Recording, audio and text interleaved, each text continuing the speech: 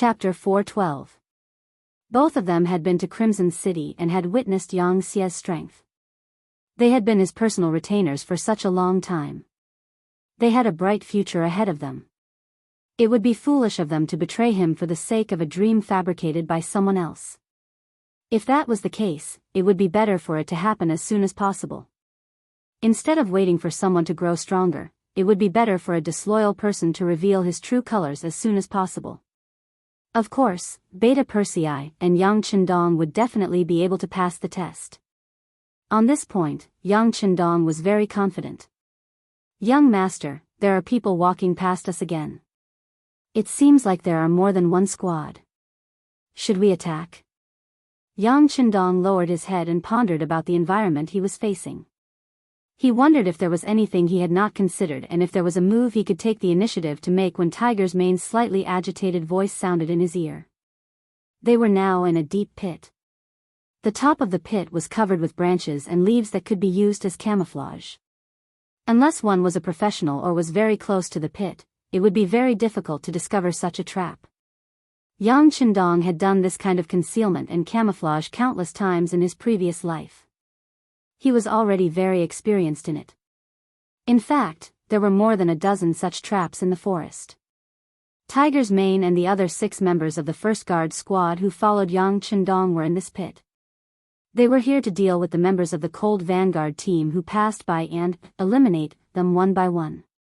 Yang Qindong's lips curled into a smile when he heard that someone had come to his pit. Good. We must eat the fat meat that is in our mouth. We must let the members of the Cold Vanguard know that the slightest bit of carelessness can cost them their lives, especially in the forest where the environment is constantly changing. Just wait and see, young master. After receiving the order to attack, Tiger's Man's eyes flashed with excitement. Even though the bottom of the pit was pitch black, one could still see his eager expression. Not long after, a slight muffled groan came from outside the pit. Obviously, a one-sided slaughter was going on. Marquis Shiping's residence. Reflected in front of him were 2 giant stone lions that were 4 meters tall. It was said that the most famous craftsmen in the country were invited to build them when the mansion was founded. After everything was over, the stone lion's eyes faintly emitted a deep light that could shake one's soul. Between the 2 stone lions, there was a tall and solemn door painted red. The door was inlaid with 7 horizontal lines and 7 vertical lines. There were a total of 49 white door nails, indicating the identity of the owner of the mansion. When he pushed open the heavy door and stepped into the courtyard, not only was it spacious, but the decorations were also exquisite and gorgeous. It could be said to be richly ornamented and splendid. It was even more luxurious than some of the great Ming Dynasty's Zhou family residences. This was the Mu residence of the Marquis of Shiping. It originated from Zhu Yuanzhang's adopted son, Mu Ying. Because of his bravery in battle, he repeatedly made contributions. In the 16th year of Hongwu, 1383, Marquis of Shiping was in theft in Yunnan and later promoted to Duke of Qian. From then on, the Mu family became the actual owner of Yunnan. Until now, the newly appointed Mu Bin took over the family's glory and mission, becoming the new Marquis of Shiping and Duke of Qian. However, compared to the previous Marquis of Shiping, Mu Bin not only encountered more problems, but they were also very big. For example, the current chaos caused him to be unable to sleep at night, and his food was tasteless. The reason was the 2 imperial edicts, one in the open and one in the dark. Needless to say, it was the imperial edict from the southern Ming Dynasty's Zhu Qizhen, asking him to quell the chaos in Yunnan. The hidden edict was referring to the Bai Ming Emperor, Zhu Qiyu. The meaning of the secret edict was for him to recognize the situation and return to the great Ming Dynasty's embrace as soon as possible. As for the Yunnan matter, he could watch with folded arms. When the chaos affected the retired emperor's foundation of governance, he could work together with Bai Ming to pacify the world. Since the great Ming Dynasty was divided into 2, Mu Bin was in a difficult position. He didn't know who to listen to. As the Mu family who had protected the Zhu family for generations, they had never had any thoughts of rebellion. This was the case from the earliest Mu Ying. Even now, Mu Bin still had the same idea. However, the matter of two emperors in one country was really difficult for him. Moreover, from his point of view, it seemed that every one of them was orthodox, and every one of them was not. Zhu Qizhan was originally the emperor of the Great Ming Dynasty. Although news of him was lost due to a crushing defeat on the battlefield, his identity as the emperor had always existed. It was not an exaggeration to say that it was orthodox. Zhu Qiyu was appointed in the face of danger. After there was no news of the emperor of the Great Ming Dynasty, he succeeded as the emperor and played a very positive role in calming the hearts of the officials and the people. Moreover, he ascended the throne in the northern capital. There were ceremonies and laws. It could be said that it was orthodox. However, it was not. When Zhu Qizhan returned after his defeat, he should have gone directly to the capital. However, he did not have the courage to do so. Instead, he went to Nanjing to establish the Southern Ming Dynasty. This seemed to be somewhat unorthodox and even had the intention of splitting the Great Ming Dynasty. Zhu Qiyu was even more so. His emperor position was originally a stopgap measure. Logically speaking, when he knew that Zhu Qizhan was fine, he should have taken the initiative to give up the throne. However, he did not. Instead, he continued to sit on this somewhat illegitimate emperor position. It did not seem to be an orthodox thing to do. These two emperors were both right and wrong. It was difficult for Mu Bin. It was precisely this difficulty that made the situation in Yunnan worse and worse. Even if he wanted to go all out now, he was afraid that he would not be able to solve the problem. In war, the most taboo thing was that the commander's will was not firm enough. This kind of thing happened to Mu Bin. Even the commander was like this, let alone the soldiers. They did not know who to listen to, so much so that in the later stages, they did not know who to fight for. They did not even know why. It would be strange if they could fight this battle well. Even Mu Bin could not believe it. Because his will was always wavering and his will was not firm enough on the battlefield, the enemy took advantage of the loophole.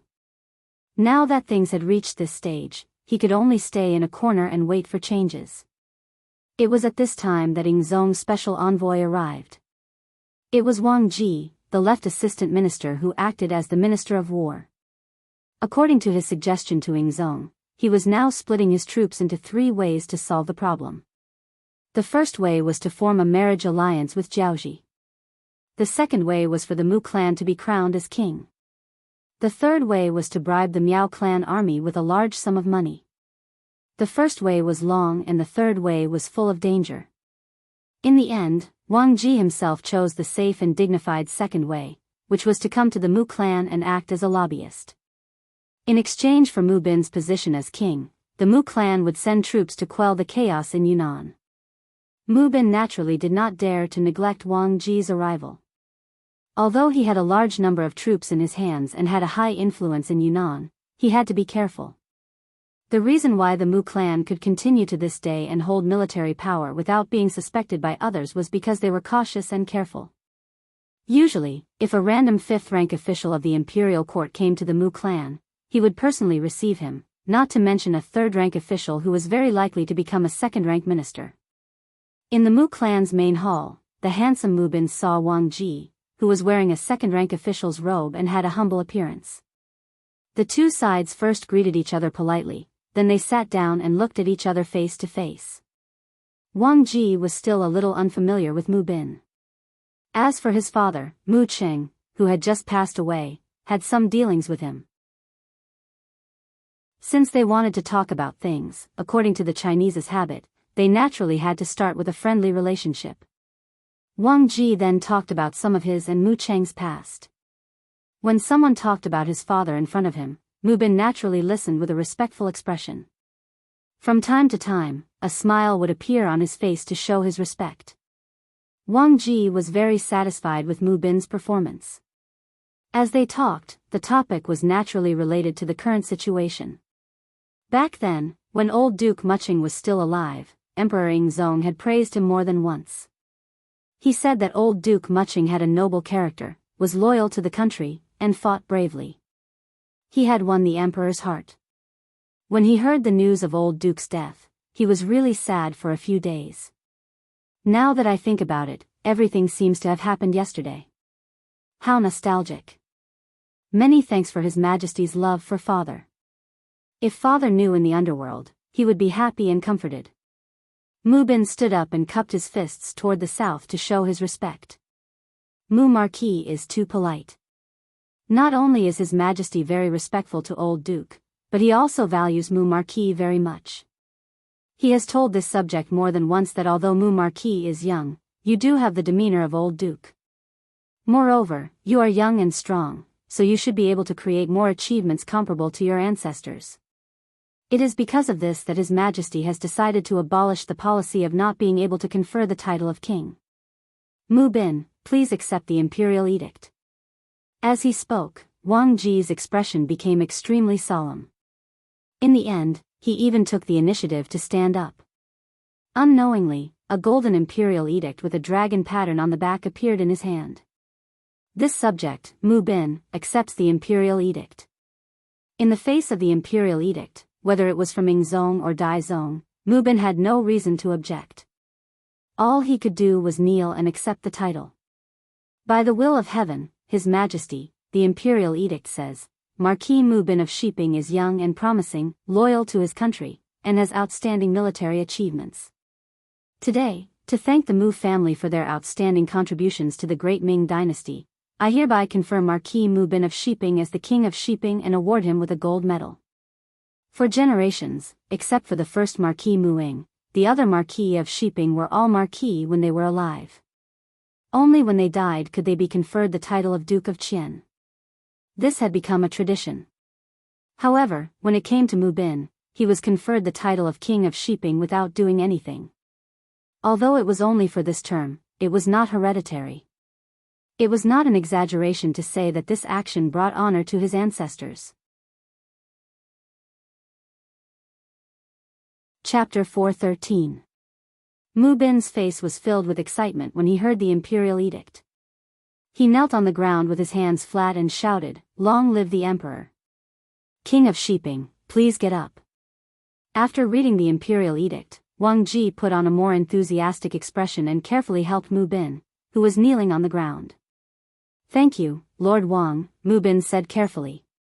"You're too polite, King of Shiping. You'll be the first king of Great Ming Dynasty with a different surname. I'm afraid I'll need your help in many areas in the future," Wang Ji said deliberately. At the same time, he was also trying to be friendly. Mu Bin had the idea that one more friend meant one more path.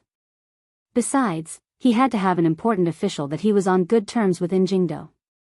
Only then could information flow smoothly and make better and more correct decisions on certain matters. Now that he felt Wang Ji's enthusiasm, he replied politely, "You're too polite, Lord Wang. In fact, Marquis. I've always respected you, Lord Wang." Changing the title from Marquis to King meant that Mu Bin had accepted the title. Wang Ji, who was reading the imperial edict, could not help but heave a sigh of relief. He was worried that Mu Bin would not accept the imperial edict. If that was the case, it would be even more difficult to count on him to help in the Yunnan matter. Fortunately, Mu Bin accepted the edict gladly. Then, everything could be discussed. Well said, well said. We'll help each other in the future. Haha. Wang Ji smiled and took the opportunity to grab Mu Bin's arm. Then, the two of them looked at each other and smiled. Then, they burst out laughing. Their relationship became much closer in an instant with this smile. When they talked later, they had fewer scruples.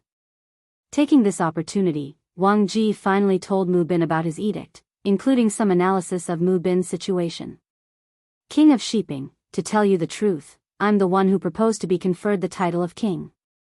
The reason why I did this is because you didn't show much enthusiasm in the matter of Yunnan, which has already disappointed His Majesty." Wang Ji spoke in a sincere and heartfelt manner. He even intentionally sighed. "Ah. Things aren't like that. I do have some misgivings about the Yunnan matter, but overall, I still did my best." When Mu Bin heard that his actions had caused Ingzong to be dissatisfied, his face was filled with fear as he tried to explain himself. Looking at Mu Bin's reaction, Wang Ji laughed in his heart. As expected, Mu Bin had his concerns. However, on the surface, he still analyzed the situation seriously. King of Sheeping, you don't have to say much. I can guess what you're worried about and who's behind it. Forgive me for saying something disrespectful, but you've made the wrong choice. Wrong? Mu Bin asked doubtfully. Wrong? You are indeed wrong. Wang Ji nodded heavily. Yingzong has always been on the throne, and the one in the north is just borrowing the power of others to rise to power. However, in terms of methods and strength, although the age difference is not that big, the actual difference is too great. For example, there were many old officials in the north who were still contacting the emperor, expressing that they had no choice but to lower their heads due to the circumstances. Once the emperor could lead the army to the north one day, they would definitely support each other from afar to show their loyalty. The emperor has been preparing for this. If it weren't for the chaos in Yunnan and Guangdong, this matter would have been done by now. Is there such a thing? Mu Bin said as if this was the first time he heard about it. Of course there is. To tell you the truth, those people who are secretly contacting the emperor are all people with great power and military power. If it's possible, I'm afraid that once the emperor starts a rebellion, the one in the north will be captured without putting up a fight. I'm afraid that there won't be many soldiers left. Think about it, the emperor has been the emperor in the north for more than 10 years. How could he not arrange for people to be there? The emperor's methods are not something that we can guess or see through.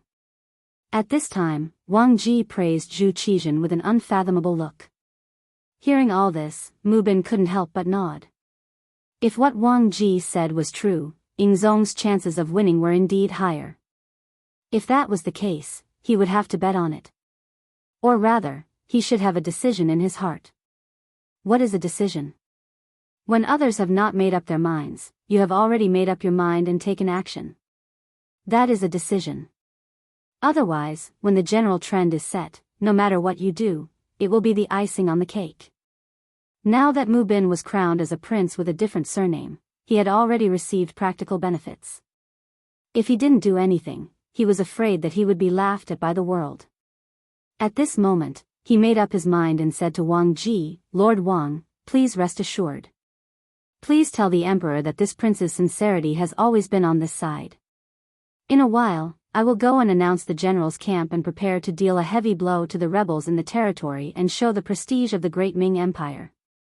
Good. Seeing that Mu Bin had agreed so readily, Wang Ji was naturally excited. He laughed heartily and kept patting Mu Bin's arm. Ping Shi Wang, your decisiveness really didn't disappoint people. It can be seen that you must be a person who can do great things. Your future is limitless. In the future, the Mu family will also have good fortune because of you. This prince is only loyal to the emperor. All this is what I should do. Since he made the final decision, Mu Bin's heart that had been wavering left and right was put down. At this moment, he only had one goal in his heart, and that was to be worthy of the emperor's trust. He would take the opportunity to stabilize the position of Ping Shi Wang and bring good fortune to the Mu family. Not long after, the army belonging to the Mu family moved. 100,000 troops were ready for battle, causing the entire Yunnan to be shaken. Everywhere was filled with murderous intent. Wang Ji's road was successful, but the other two roads were not so smooth. Although the envoys sent to the Miao family promised a lot of money, the opinions of the Miao family leaders were not unified. It was difficult to reach a conclusion in a short time. Although the envoys on the way to Jiaoji successfully met the old emperor of Jiaoji, King Li, in history, this person died, but for the sake of the story, he is still alive, still alive. Dear officials, please don't scold him as a prodigal son, thank you for your understanding. The other party seemed to be satisfied with the so-called marriage alliance, but they had different opinions on which princess to marry. According to Zhu Qizhen's arrangement, this time, the other party was given the daughter of a foreign prince, who was temporarily conferred the title of princess. Although such a person also had the blood of the Zhu family, it was not very pure and her status was not very high.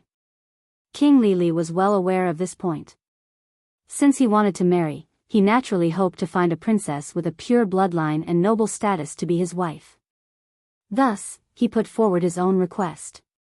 That was, the marriage was fine, but he had to marry the third princess of the Southern Ming Empire. The third princess of the Southern Ming Empire was Zhu Qizhen's younger sister. During her birthday, Yang Chendong had even arranged a program for her. Because of her status, she was very noble. Later on, after Zhu Qizhen's army was defeated, although Daizong Zhu Qiyu tried to persuade her to stay, she still followed Zhu Qizhen to Nanjing. Because of this, the matter of finding Fu Ma was delayed. Now, she was a girl waiting to be married. Since Li Li knew about this matter, it was natural for him to have such a request. The other party wanted to marry the third princess, so the envoy did not dare to make a decision. He only said that he would return to the capital of the Southern Ming Empire and report to Daizongmingzong. As if to put pressure on the other party, Li Li clamored for the envoy to quickly reply. Otherwise, he was not sure if he would send troops again in a fit of anger and occupy the entire Yunnan. At that time, it would be hard to avoid hurting the relationship between the two sides. The envoy was so scared that he ran out of the Jiaoji army's camp in a panic. He took a detour and headed straight for Nanjing. However, what he and everyone else did not expect was that the Security Bureau had already made arrangements to deal with this envoy. Not long after the envoy entered the Jiaoji army's camp, the assassination attempt was carried out. The envoy was completely unprepared and was killed, along with the dozens of people who followed him. Envoys being killed, this kind of thing usually did not happen. As the saying goes, even if two armies were at war, they would not kill the envoys. It was precisely because of this fixed way of thinking that no one would expect such a thing to happen. As a result, the envoy was only discovered after he disappeared for a few days. At that moment, rumors started to spread. It was said that King Li Li had asked Dingzong for two women. One was the most noble and pure-blooded third princess, Princess Shangda, and the other was Zhu Qizhen's current wife, Empress Qian. It was also said that the old king preferred married women. This news was naturally spread by the Security Bureau on purpose. Because the envoy was already dead, the truth of the matter could no longer be investigated. Once such rumors were heard, the news immediately spread to the capital of Nanjing. One could imagine how angry Zhu Qizhen would be when he heard the news. Who knew how many tables he would overturn and how many things he would break because of this? The third Princess Shangda was already his flesh and blood. They had the same father and mother. How could such a biological sister marry an old man who was almost 60 years old? If he really did that, how could he face his ancestors after 100 years? Not to mention, the other party even said that he wanted his empress. This was a blatant slap to his face. If it were any other man, they would not be able to accept it. Although it was popular in some places to send women to do errands, especially in Japan, this kind of thing could be said to be common. However, Lady Qian was the empress of a country. Similarly, she represented the face of a country. If Zhu Qizhen really did that, he would not need to do anything else. The whole world would look down on him. Then, where would his imperial power be? Where would his dignity be? In his anger, Zhu Qizhen unleashed a thunderous rage in the imperial court. I order Governor Wang Lai of Huguang, Administrative Secretary Yang Xinmin of Yunnan, and Governor Tongji Dongxing to immediately mobilize the army and attack Jiaoji together with King Shiping. I want him to pay the price for his arrogance and ignorance. Pay the price. The emperor was furious. Immediately, a eunuch went down to pass down the decree. However, all the officials in the imperial court knew that if Jiaoji was so easy to destroy, it would have been destroyed long ago. There would not have been Xuanzong Zhu Zhangji's abandonment back then.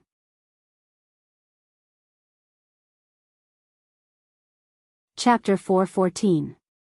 Thinking back to when Great Ming was just established, Zhu Di was really prosperous and sent troops to conquer Jiaoji, modern-day Vietnam. At that time, the one leading the troops was the late Duke Ying, Zhang Fu. With the strength of the Ming army, they defeated them and established Jiaoji province. However, as both sides were too far apart, many things were beyond their reach. In 1431 AD, Jianghu province was abolished and Li Li accepted the Ming dynasty title, becoming the king of Annan. This was a huge blow to the prestige of the central government toward the southwest chieftains. What happened after proved that the negative effects of Xianda abandoning Jianghu were long-term and fatal. This matter dealt a heavy blow to the Ming dynasty's international prestige in the western region and shook their suzerain status. Losing Annan meant losing the western region. This was something that even Zhu Zhangji did not expect. Since then, Annan had been harassing the border and invading the land. Finally, there was today's humiliation. Zhu Qizhan was still angry as he left court. Beside him was eunuch Qiao Jixiang, who looked like he wanted to say something. Qiao Jixiang, what's the matter? Noticing the change in Qiao Jixiang, Zhu Qizhan stopped and asked with a frown. Even if I die 1,000 times, I will not say anything. However, I am afraid that I will make the emperor angry. When Qiao Jixiang heard Zhu Qizhan's question, he knelt on the ground, his face filled with fear. As long as it is for the good of the country and for me, Qiao Jixiang can just say it directly. I can forgive you. Zhu Qizhan had a good impression of this eunuch who seemed to be loyal and devoted to him. At least this eunuch was wholeheartedly loyal to him and did things wholeheartedly for him. He was much better than some officials who only knew how to fight for power and profit. He was also more reassuring. Hearing that he was not guilty, Qiao Jixiang kowtowed to the ground and said, Your Majesty, this subject believes that the Yunnan matter is not unsolvable. The reason why the progress of the various armies is slow and they have not achieved victory is because the generals at the front are afraid of the enemy. As they say, the emperor is far away and there is no one to supervise them. Is an imperial decree not enough for them to go all out? This subject requests to send an army supervisor to the front lines to put pressure on them. This way, it would be equivalent to His Majesty having an extra pair of eyes watching them. With His Majesty keeping an eye on them, there would be no need to worry about them not doing their best and not risking their lives. Finally understanding the meaning of Qiao Jixiang's words, Zhu Qizhan's brows furrowed deeply. Minister Qiao means to send eunuchs to the front lines to supervise the troops. This official is not afraid. The people sent can be arranged to be Your Majesty's trusted subordinates. This official will not say anything more about this matter. Qiao Jixiang did not admit nor deny. He was afraid that his suggestion would give Yingzong the impression that he wanted to seize power and meddle in the military, so he didn't dare to say anything. Originally, the Ming dynasty had a system of inspecting the army. Every time there was a war, eunuchs would be sent over. On the surface, it was to supervise the army, but in reality, it was to watch over the generals for the emperor and report their performance in the form of secret memorials. Reality proved that with eunuchs supervising the army, the generals at the front lines did not dare to be negligent.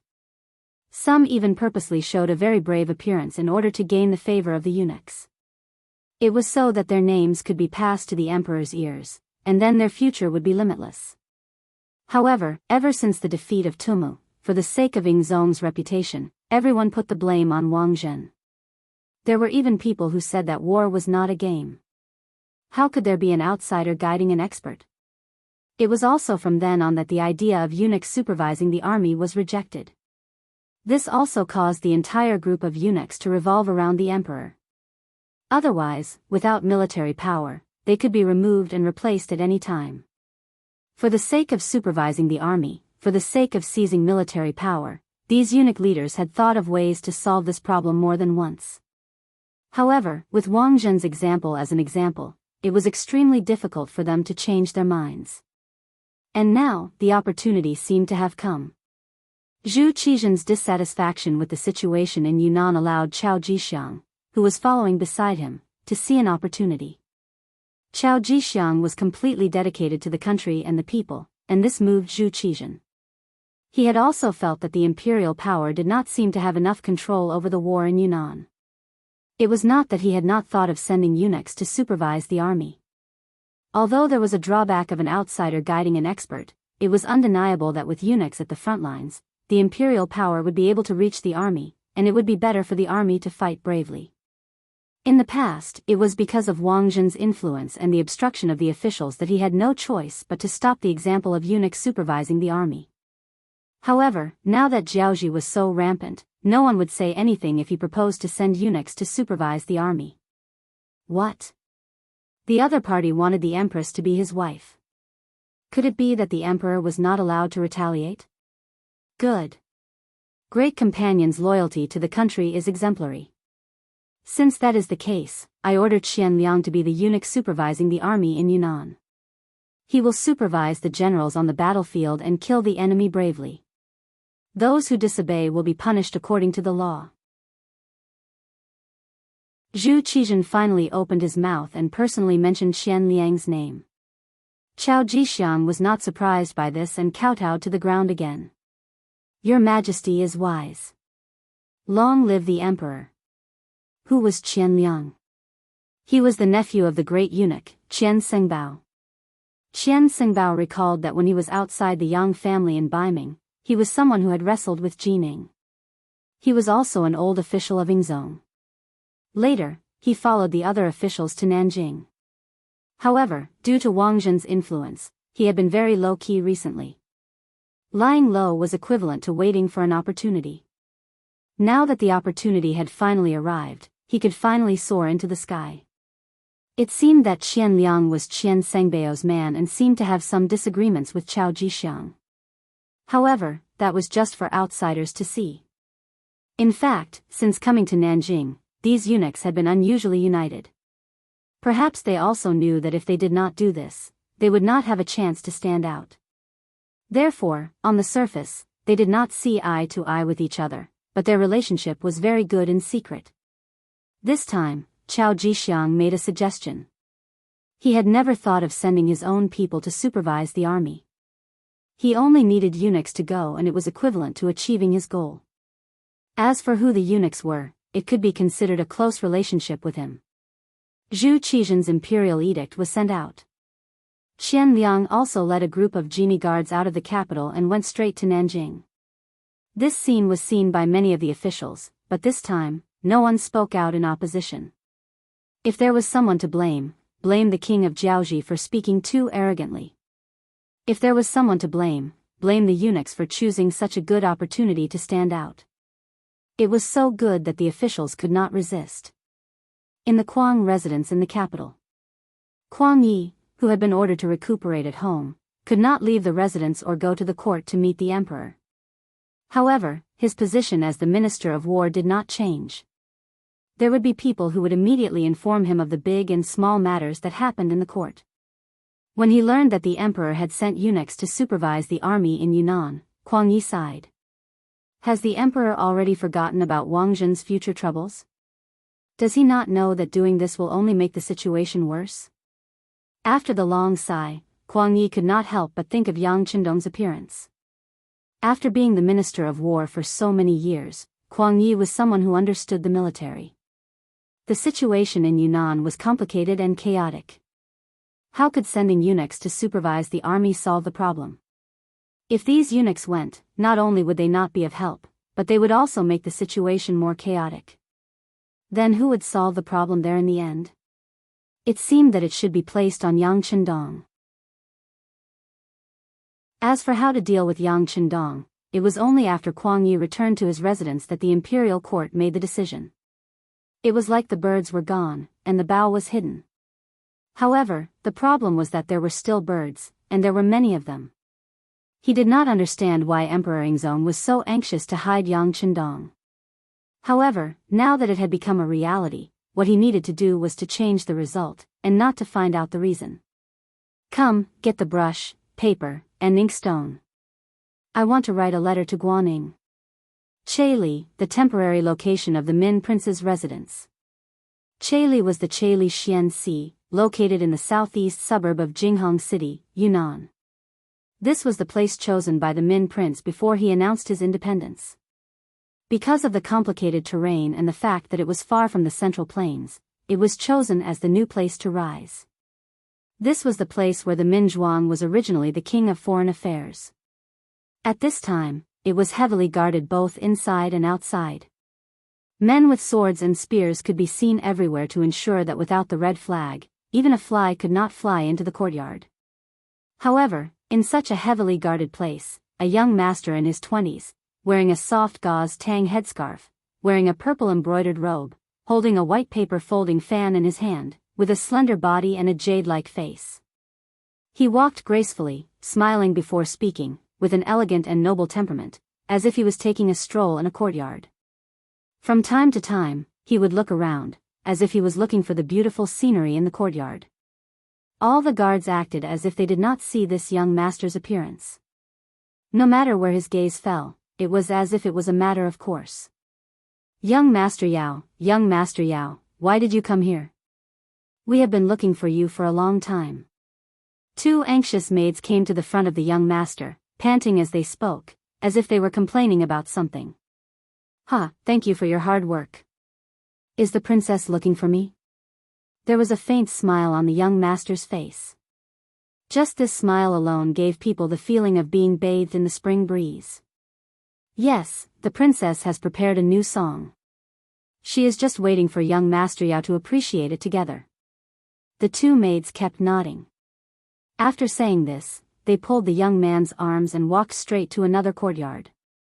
This young Master Yao still maintained a smile on his face and allowed the two girls to pull him. However, deep in the corner of his eyes, there was a faint killing intent. He was currently memorizing every scene in the courtyard, including how many guards there were, where they were distributed, and so on.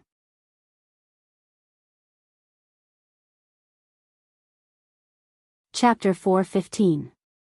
Young Master Yao's surname was Yao and his given name was Ingjun.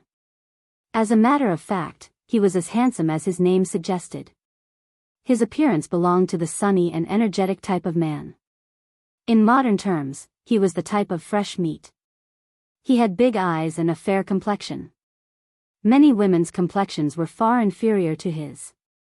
When such a man appeared, he would often receive the attention of those women.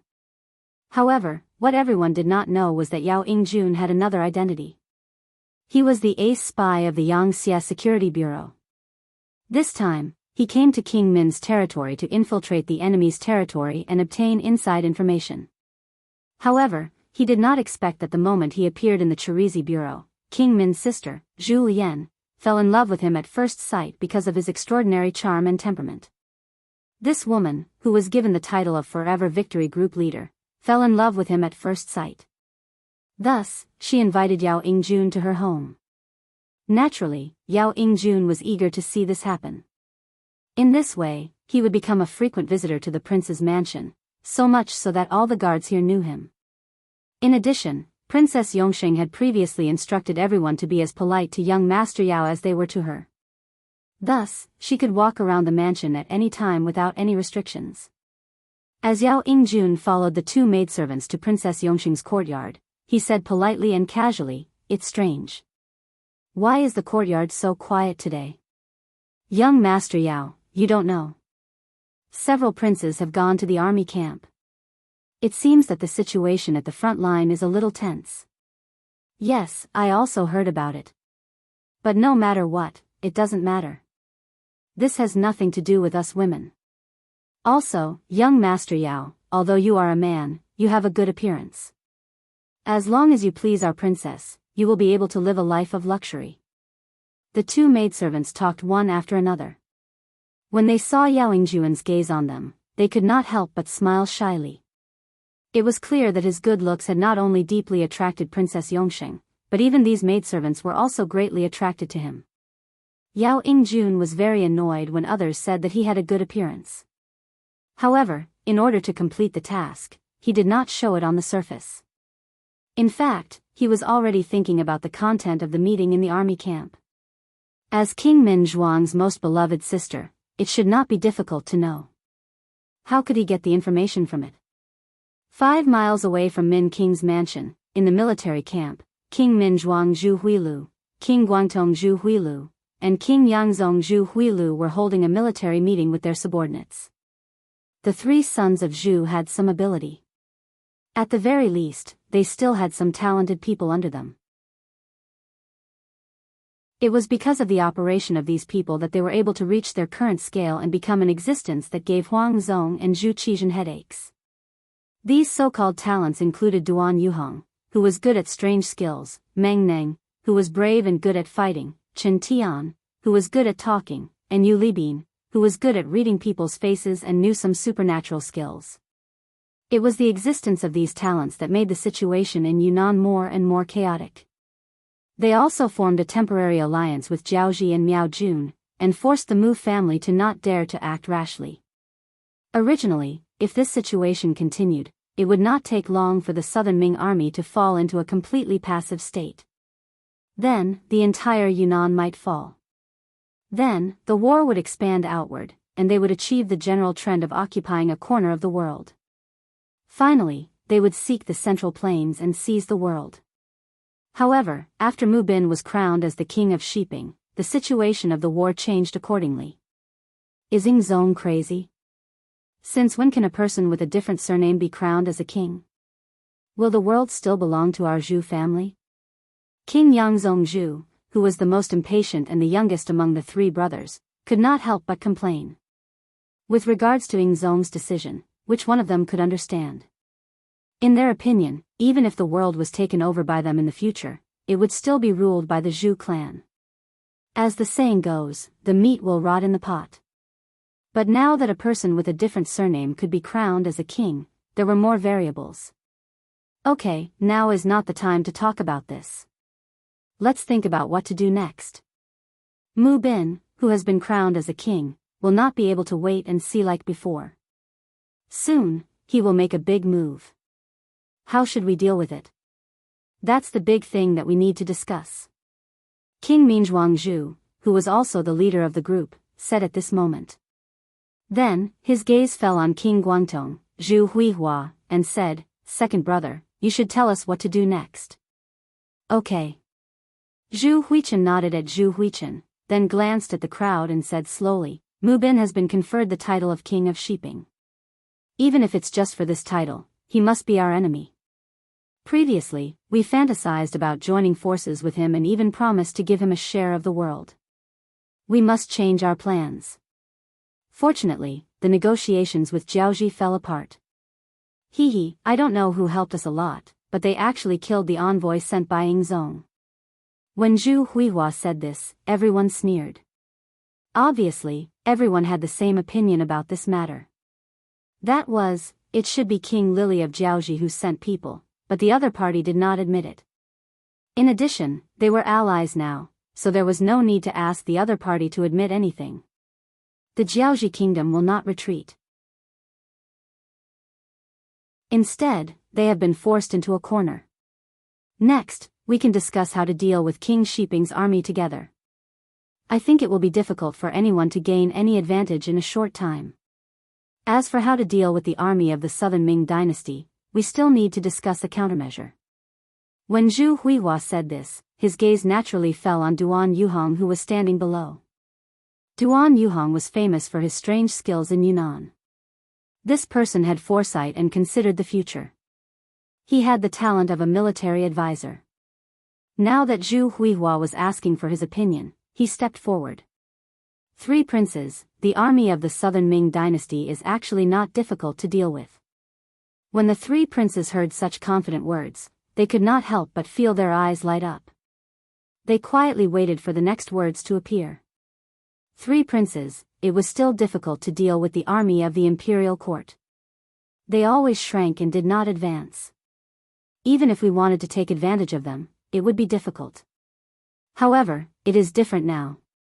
The Southern Ming Emperor has sent a eunuch to supervise the army. This is our opportunity.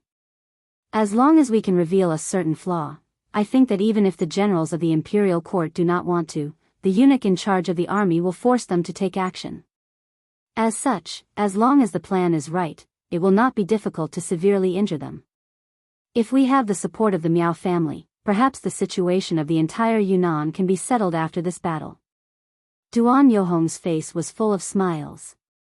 It had to be said that his move from the military supervisor's body was a brilliant move. Good, ha ha ha. After Zhu Huihua heard this, he laughed loudly. Then this matter will be handed over to Duan Yuhong. Everyone else must give their full cooperation. As for persuading the Miao family to participate in the battle, it will be handed over to Chen Tian. There should be no problem. The eloquent Chen Tian nodded and said, 3 princes, please be at ease. This subject will do his best to facilitate this matter. Good. Next, we must work together. In the future, once we have success, everyone here will have merit in supporting the emperor. You will all be great meritorious officials. You will all be bestowed with titles and wives. After the matter was resolved, Zhu Huihua, who was in a good mood, laughed loudly in the hall. The situation of Yunnan became more and more clear after Yingzong was bestowed the title of prince. There was a clear change in the attitude of all sides. When all of this reached the ears of Yang Qindong, who was still training in the forest, he could not help but sigh. In that case, everything will be over soon. It won't be long before someone remembers us. At that time, we will see how we sweep the world. Saying such bold words was not only because of Yang Qindong's confidence in the Yang family army, but also because he saw the weakness of his opponent. Mutual distrust and serious internal friction. How could all of this be compared to the Yang faction, which was developing at a high speed and was united as one? War was more about the hearts of the people. Yang Qindong, who had grasped the heart of the people, had the weapon given to him by Datsang. What else could he be afraid of? As Yang Qindong waited, Shiping Wang Mubin made the first move. Different from the previous probing attacks, this time, Mubin personally led 30,000 vanguard troops and headed straight for Kelisai. However, halfway there, they were intercepted by the Jiaoji army and the army gathered by the 3 brothers of King Min. According to the previously discussed plan, Shiping Wang sent out his troops, followed by the Southern Ming army in Yunnan. They were led by Dong Xing, who led 80,000 troops and headed straight for Kelisai. Perhaps it was because the king of Min's army had gone to stop the king of Shiping's army, so they made rapid progress. They had originally planned to take 7 days to reach the Cheli agency, but they had already covered 3/4 of the distance on the 3rd day. Dong Xing, who led the troops, thought that King Min's army was not strong enough and underestimated the enemy. Coupled with the constant urging of the military supervisor, Qian Liang, out of pride, he did not care that the middle and rear troops were still on their way. He did not care about the drawbacks of lengthening the battle line and led 20,000 vanguard troops straight to Kelisai. However, just as they were about to reach Kelisai, 100,000 Miao troops suddenly appeared, together with 50,000 King Min's troops. With so many enemies appearing like landslides and tsunamis, they rushed into the army of the Southern Ming Empire. It was as if a river had flooded the land, drowning the 20,000-strong army. Not only that, even the military governor, Dong Xing, was killed in the chaos.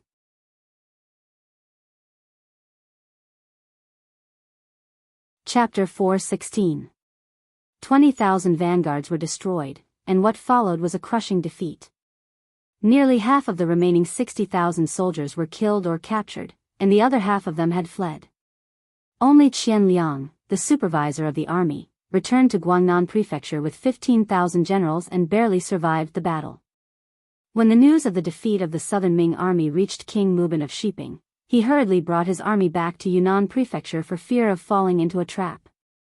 The loss of this battle caused the elite troops that the Southern Ming Empire had placed in Yunnan to be completely lost. Their strength had also dropped by close to half. At this moment, King Min, Jiaoji, and Miao Jun's counterattack arrived. They first sent a part of the army to monitor King Shiping in Yunnan Prefecture, and then gathered the main force to surround Guangnan Prefecture. Without any preparation, the South Ming army in Guangnan Prefecture retreated in a flurry in order to avoid being besieged. Besides abandoning Guangnan Prefecture, they even left most of the grains and fodder in the city for the sake of Prince Min's troops who had caught up with them. After abandoning Guangnan Prefecture, they planned to march to Guangxi Prefecture to meet up with King Shiping's army. However, they dared not trust anyone. Fearing that King Shiping would stab them in the back, Governor Wang Lai of Huguang proposed that the newly appointed Administrative Secretary of Yunnan and the former Administrative Secretary of Guangdong, Yang Ximin, and Army Supervisor Qian Liang both agreed.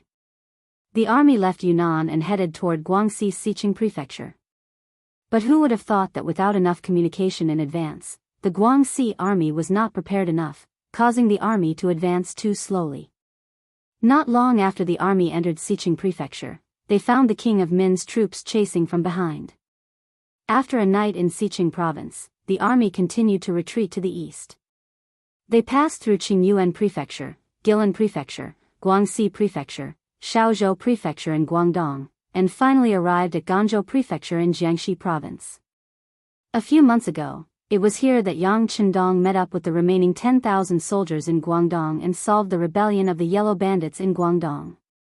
However, who would have thought that Wang Lai and his army would also retreat to this place in such a short time? After losing most of the cities in Yunnan, Guangxi, and Guangdong, the southern Ming army finally settled down. King of Min's troops did not chase after them. Instead, they began to digest the land and cities they had just obtained. Because this place was jointly attacked by the Min king, Jiaoji, and Miao people, they still needed to discuss the division of the city. This gave the southern Ming army a chance to catch their breath. But at the same time, it had to be said that after most of the three provinces were occupied, the three armies formed by the Min king's faction also revealed their true nature. They burned, killed, and pillaged everywhere. For a time, the people of the three provinces had no way to make a living. Many big families were robbed. Many people were displaced. They did not have clothes to wear and food to fill their stomachs. The news of the army's defeat spread like a gust of wind to the capital of the southern Ming dynasty. When Zhu Qizhen, who was in the main hall of the palace, heard the news, he fainted on the spot. Not long after, important officials and generals came to the palace. To everyone's surprise, the Minister of War, Kuang Yi, who had been ordered to recuperate at home a while ago, was also present. Kuang Yi stood in the imperial court without the slightest hint of illness, but his ashen face told everyone that he was in an extremely bad mood. It was not just Kuang Yi. There was probably no one in the imperial court who was in a good mood. 1/3 of these officials were important officials in the capital of the northern Ming dynasty. They had come to Nanjing because they trusted Zhu Qizhen. They had originally thought that they would first establish the southern Ming dynasty with Yingzong. Then, after working hard, they would counterattack Baiming and unify the great Ming dynasty. At that time, they would all have the merit of supporting the emperor, and it would not be impossible for them to be recorded in the annals of history. Who would have thought that two seemingly insignificant civil conflicts in the south would lead to such a consequence? The southern Ming Empire had lost 3 provinces in a row. If it wasn't contained, it wouldn't be long before the entire southern Ming Empire would cease to exist. At that time, let alone returning to the capital, it would be hard to say whether or not they would be able to keep their lives. The sudden turn of events and the terrible situation left everyone speechless. The civil and military officials arrived one after another. Then, they all imitated Kuang Ye's gloomy expression, looking very unsightly. The officials were silent, which was a rare occurrence. The head eunuch, Chao Jixiang, broke the silence with his horsetail whisk. The moment he appeared, the commotion attracted everyone's attention. Chao Jixiang's expression was also not good. He first swept his gaze across the officials, and when he saw that everyone was present, he sighed in relief and said, "The emperor has decreed that Kuang Yi, Wang Zhua, Chen Sun, Shao Xian, and Shang Lu are to wait in the inner hall." This official obeys.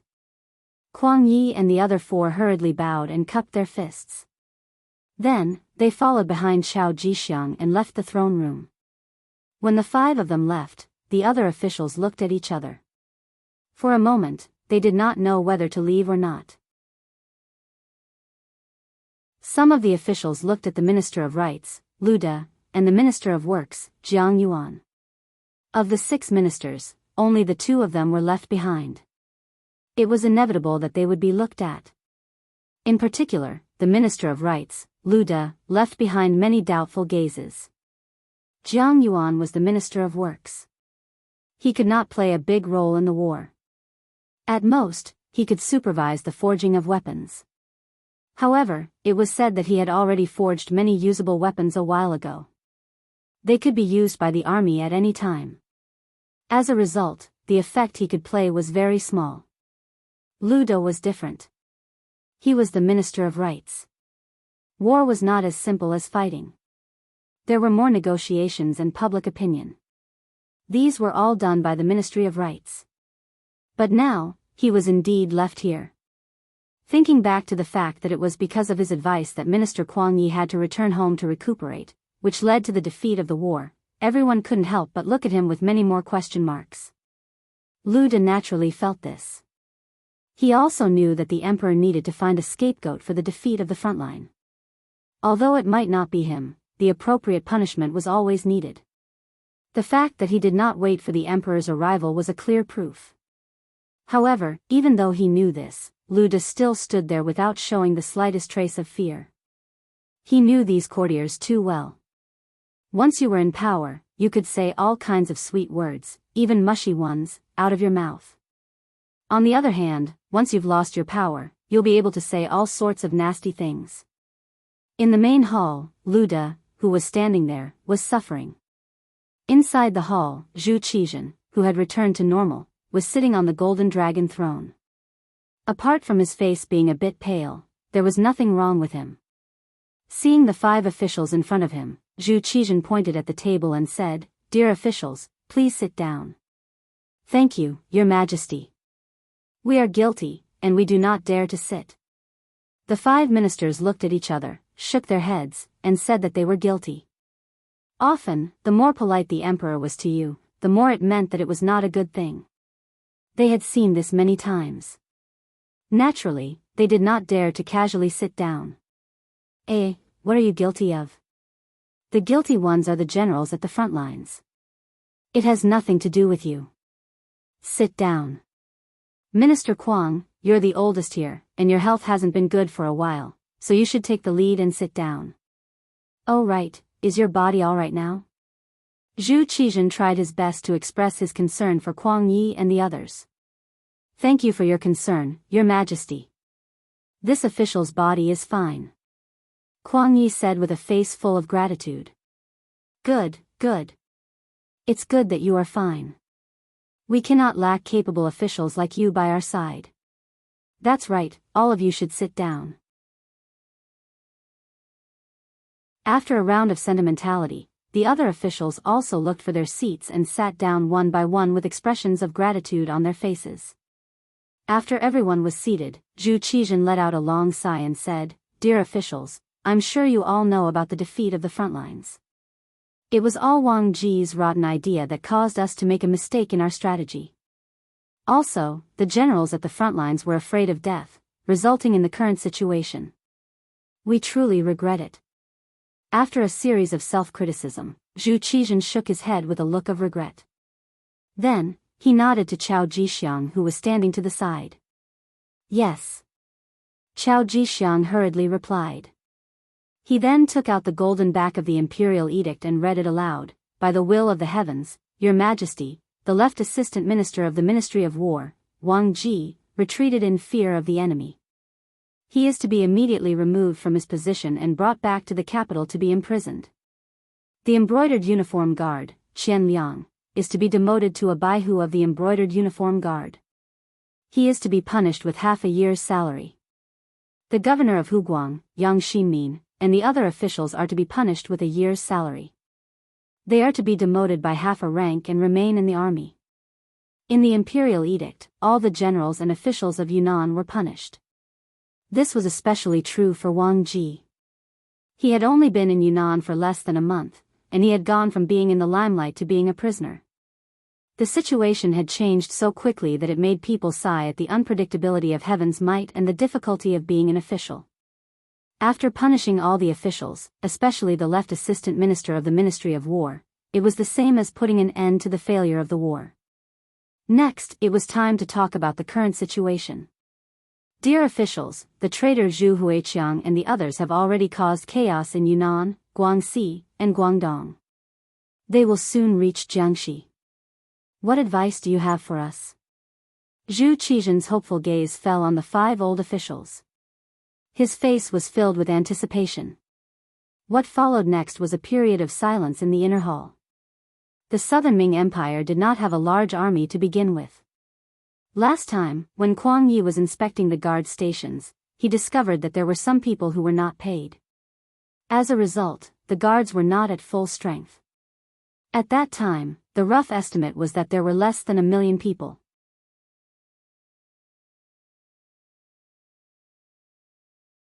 Chapter 4:17.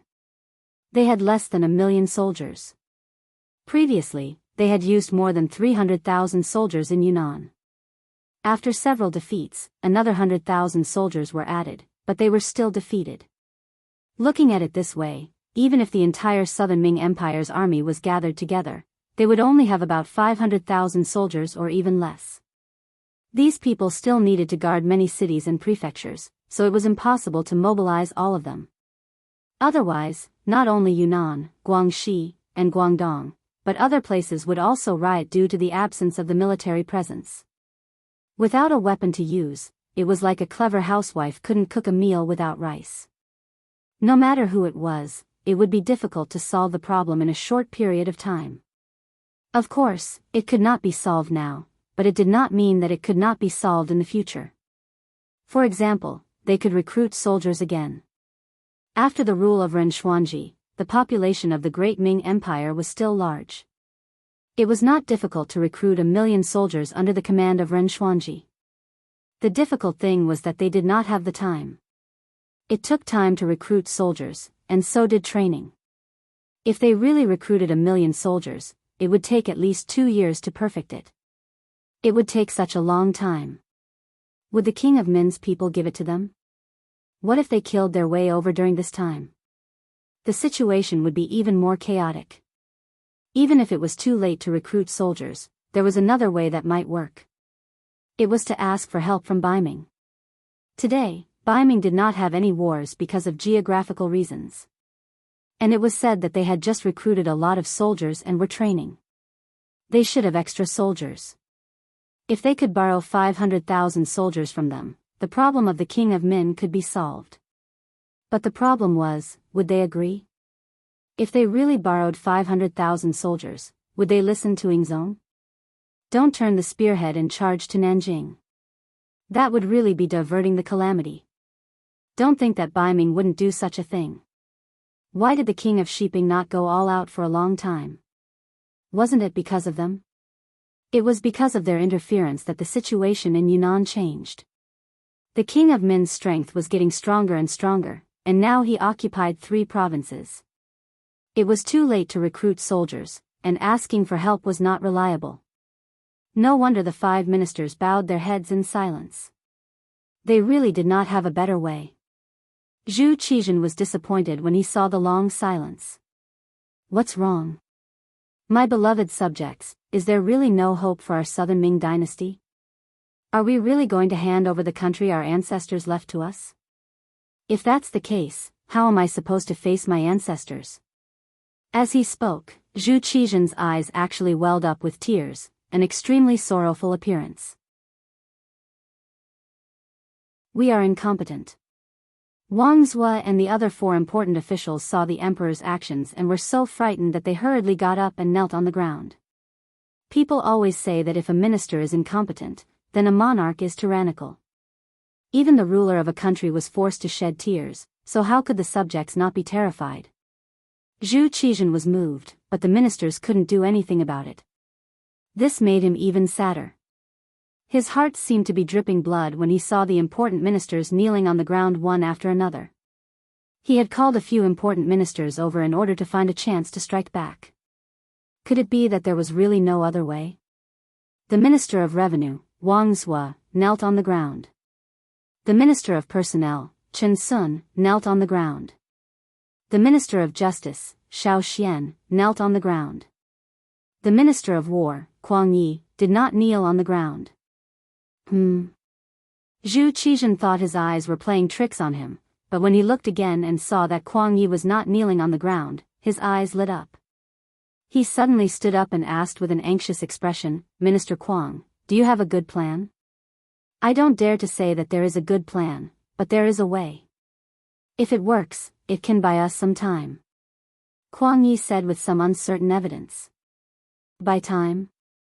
Zhu Qizhen seemed to be confused. Yes, by time. Our southern Ming dynasty has not been in a war for a long time, and our population is flourishing. As long as the emperor issues an imperial edict to recruit a large number of soldiers, it will not be long before we have an additional 1,000,000 soldiers. However, this will take some time. Right now, there's only one person who can buy us some time. Who is it? Zhu Qizhen's expression was incomparably nervous when he heard that there were still people and soldiers that could be used. He asked with hope in his eyes, as if he was afraid that Kuang Yi would not tell him the answer if he asked too late. The Duke of Loyalty, Yang Qindong. Kuang Yi did not make Zhu Qizhen wait for long. He firmly said a name. When the name was said, the other ministers who were looking at Kuang Yi also raised their heads in shock. Then, as if they thought of something, they slowly lowered their heads. Yang Qindong, the person who had once saved Yingzong on the battlefield, had become a taboo existence at a certain level. No one knew the reason for this. Perhaps it was because he was too capable, or perhaps it was because he was too good at fighting. However, such a person did not completely submit to the emperor. It was no wonder that everyone avoided talking about him. As a result, when Yang Qindong took action to deal with the Huang bandit army in Guangdong, no one in the imperial court was willing to speak up for him. It was as if everyone had a tacit understanding and did not ask about this person. This was like getting rid of a donkey after it had outlived its usefulness. Now that he had encountered another big problem, someone had actually mentioned Yang Qindong. If he were to use him at this time, would he accept it? Would he agree? These were naturally the thoughts of the ministers. This matter was in Zhu Qizhen's heart, but he had more considerations. He knew about Su Maner's matter. Although he did not appear from the beginning to the end, he had already tacitly approved of Commander Menda's actions. This could not be denied. In other words, he also had thoughts of killing Yang Qindong. There was no familial love in the eyes of the imperial family. This was something that everyone knew. However, the actual situation was not only that there was no kinship, but also that it was difficult for gratitude to exist. Since ancient times, how many officials had saved the emperor's life, but in the end, how many of them had a good ending? As the saying went, it was fine to share weal and woe, but it was hard to say if one could share joy. Even if Yang Qindong had saved Yingzong's life, even if he had contributed greatly to the South Ming Empire, just based on the fact that he was good at fighting but was unable to become a loyal minister, there was no room for discussion about killing him. Under various circumstances, Zhu Qizhen tacitly approved of Commander Menda's actions. Moreover, he had received a secret report from the embroidered uniform guards saying that Su Maner had succeeded. Yang Qindong had been staying in the military camp, using the excuse of recuperating, and so on. When he heard this news, Zhu Qizhen could not help but feel a trace of sympathy in his heart. However, after a while, he forgot about this matter. Perhaps in his eyes, saving his life was not important. What was important was his throne and whether or not he could inherit the country left behind by his ancestors. It was because he had already sentenced Yang Qindong to death in his heart that this person had long disappeared from his mind. Thus, when the situation was critical, he did not think of this person. Now that he heard Kuang Ye's reminder, doubt appeared in his heart. Could it be that Yang Qindong was not dead? If he was not dead, he could make good use of it now. Beloved official Kuang, where is he now? After Zhu Qizhen's thoughts returned to normal, he asked with hope. Replying to Your Majesty, the Duke of Zhongdan is currently outside Gaozhou Prefecture in Guangdong. I heard that he is sick and is currently recuperating. Over there, my Ministry of War's Guaning, embroidered uniform guards steward Wei Guang, and Guangdong Guards Commander General Ma Wei are all there. Kuang Yi replied in a low voice and gave a simple description of the situation over there. As for why those people were there, the emperor should be very clear about it. Oh. Jin remembers now. Zhu Qizhen suddenly understood and nodded his head. He thought of the secret report from the genie guard a while ago. It said that Wei Guang was thinking of ways to persuade the mercenaries to work for him. At that time, he also thought that this was a good idea. The great Ming Empire was vast and abundant in resources. What good things did it not have? As long as he was sincere enough, it was not impossible to keep those mercenaries who could fight for him. However, he did not receive any secret reports in such a long time. It seemed that the progress of the matter was not smooth. If it was not smooth, then it was good. If it was not smooth, then there was a possibility of Yang Qindong sending troops to quell the rebellion. Otherwise, if he really accepted the mercenaries, it would be equivalent to falling out with them. Zhu Qizhen quickly made a decision in his heart. After the court, he would notify the embroidered uniform guards and have them stop what they were doing to the mercenaries. At least on the surface, they would ease the relationship between them. However, this was a method of mending the pen after the sheep had been lost. The important thing was to discuss with Yang Qindong. Thinking of this, he said to Kuang Yi, "Zhen heard that the Duke of Loyal Valor is sick. Is his illness serious?" "This. I do not know. I have sent Guaning to visit him, but I have not seen him. He could not even enter the barracks. I think his rank is not high enough." Kuang Yi hesitated as he spoke. If that's the case, we should send an important official over." Zhu Qizhen nodded as he said this. Then, his gaze fell on Kuang Yi. "Beloved official Kuang, I am afraid that I will have to trouble you to make a trip. If you can see the Duke of Loyal Valor, ask him to take action no matter what. Don't ask him to defeat the rebels, but at least stabilize the current situation and buy time for our Southern Ming dynasty to develop. I am old." This time, Kuang Yi did not immediately agree. Instead, he spoke with an ambiguous attitude. Kuang Yi said this because he was complaining. He was complaining about how Ingzong grounded him at home a while ago. Now that he had a use for him, he did not think about the fact that he was almost 70 years old.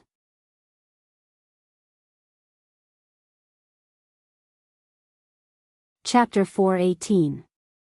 When the word old was mentioned, one could see that Ingzong's face instantly turned green. "Ahem, how can Minister Kuang say that? Your body is healthy, so I think it's good. Didn't you tell me to rest at home a while ago? You should be fine now." I'm still not feeling well. Moreover, Gaozhou Prefecture is very far from Nanjing. I can't guarantee that I can get there quickly." When Kuang Yi saw that Zhu Qizhen had a guilty look on his face when he mentioned his illness, he felt pity for him and his heart softened. However, when he considered the long journey, he was afraid that he would make a mistake and instinctively wanted to refuse. "It's fine. You can take a carriage there. I will arrange for the relay stations along the way." Kuang Yi listened to the announcement. Zhu Qizhen was afraid that if he continued to delay, Kuang Yi would find another excuse. Thus, he said in a firm tone, "Minister of War Kuang Yi is an experienced strategist. As my right-hand man, you will be conferred the title of Grand Tutor of the Crown Prince and also the Minister of War." He was conferred an official just like that. The Crown Prince's junior tutor was one of the 3 orphans. At the same time, he was a secondary grade 1 official and also the Minister of War. It could be said that he held great power and was definitely one of the pillars of the imperial court. As soon as the imperial edict was passed down, the other 5 ministers all had looks of envy on their faces. Words of congratulations could be heard one after another. When the imperial edict was given, Kuang Yi was extremely touched. Ever since the Great Ming dynasty was split into the north and south, there were no longer any primary grade officials in the imperial court. The cabinet was also removed. The ministers of the 6 ministries became the leaders of the officials. He originally thought that he would be satisfied if he could keep his position until he retired. However, he never thought that there would be a day when he would be promoted to Grand Tutor of the Crown Prince and become a secondary grade 1 official. With such a position, he could definitely be called the leader of the officials. How could he not be excited and moved by this honor? He was so touched that he knelt on the ground. "Thank you for your kindness. I will go home and pack up before heading to Guangdong. Even if I have to sacrifice my old bones, I will persuade the loyal duke to work for the Great Ming dynasty and defeat the enemy." "Good. Seeing that Kuang Yi was so straightforward, Zhu Qizhen happily stood up and said, as expected of a loyal minister of the great Ming dynasty, a pillar of the country. Just like that, Minister Kuang immediately packed up and left. Everyone else had to cooperate with him to the best of their ability. In addition, if the Duke of Loyalty and Courage raises any conditions, my beloved subject can also agree to them on our behalf. Yes, Your Majesty. With Zhu Qizhen's words, Kuang Ye's heart was filled with confidence. He had more confidence in the Guangdong trip. In this meeting with the emperor, Kuang Yi was conferred the title of Grand Tutor of the Crown Prince and regained the favor of the emperor. Outside the Kuang Manor, there was an endless stream of officials who came to congratulate him. It was a scene of prosperity.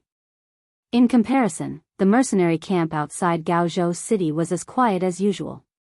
After more than a month of training, all the cold vanguard soldiers and the auxiliary soldiers had gone through several forest battle drills. This allowed them to have a better understanding of how to fight in the forest. From being completely passive in the beginning to having the ability to fight back, their conditioned reflexes had formed. As long as they were walking in the forest, they would instinctively make some defensive or offensive responses if the slightest bit of the situation was wrong. Not bad, the military quality of the cold vanguard soldiers is very high. There are also quite a few good seedlings among the auxiliary soldiers. I'm afraid that it won't be long before the elite cold vanguard soldiers expand. Yang Qindong looked at the results of the drills that the various companies sent over and nodded repeatedly. He appeared very satisfied.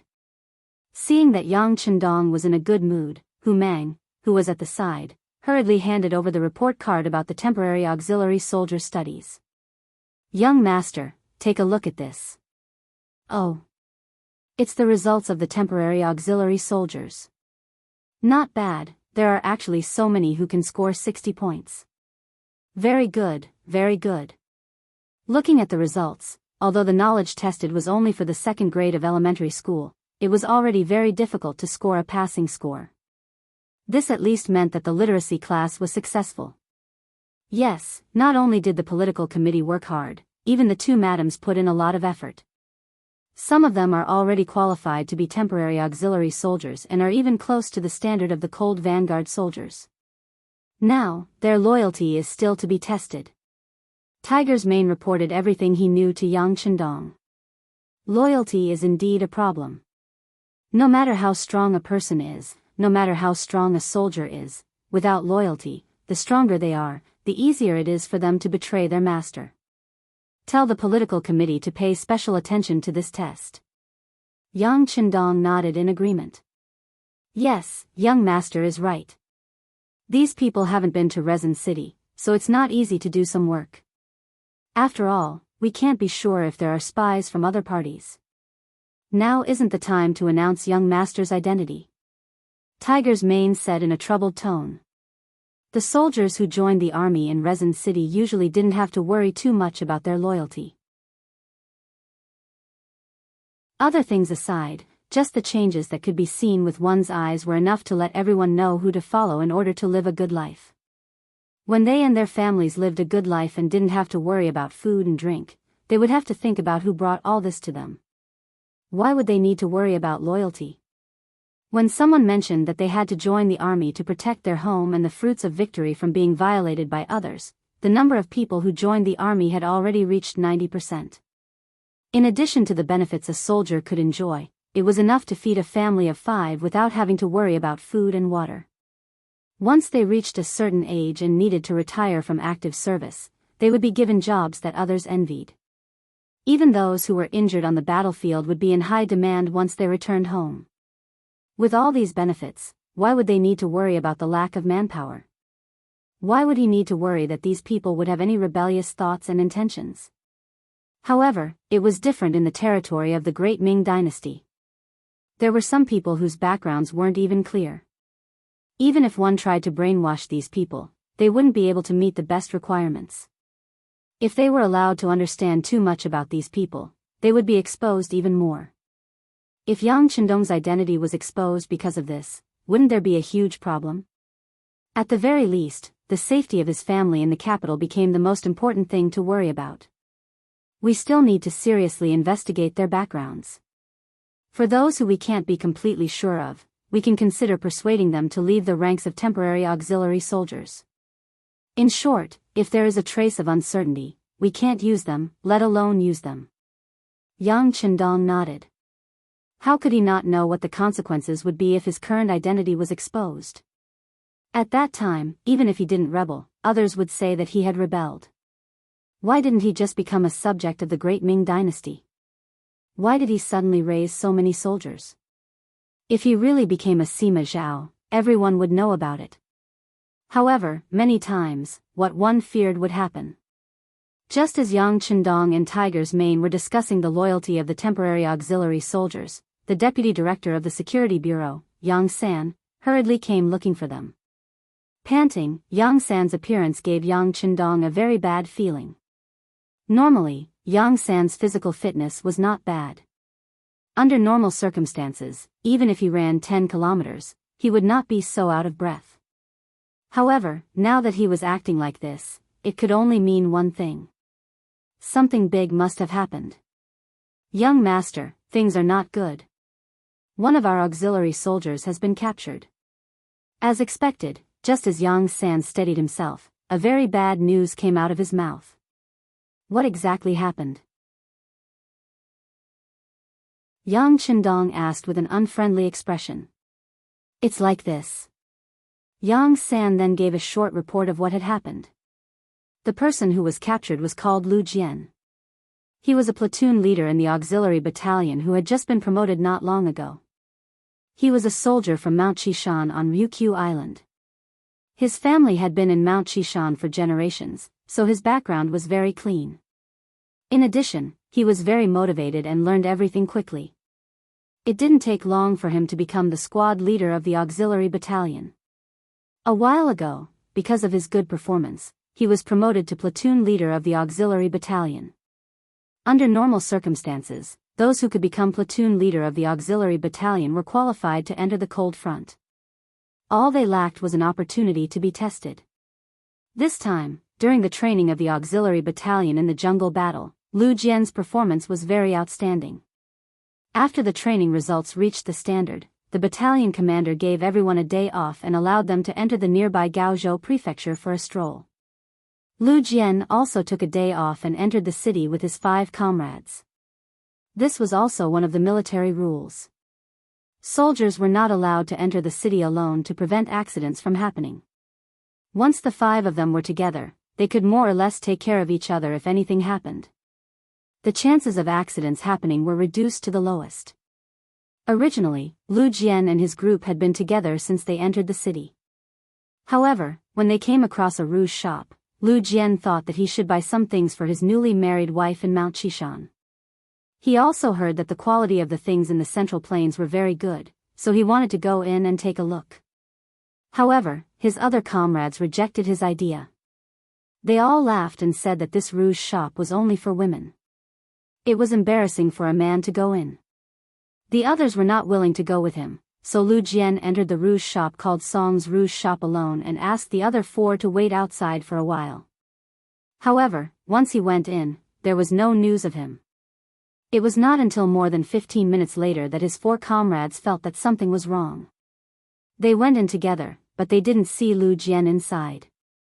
Feeling that this was a serious matter, 2 of the auxiliary soldiers stayed behind to keep watch outside the rouge shop. The other 2 quickly went out of the city and reported to the barracks. After Yang San received the news, he immediately asked for instructions from Yang Chendong.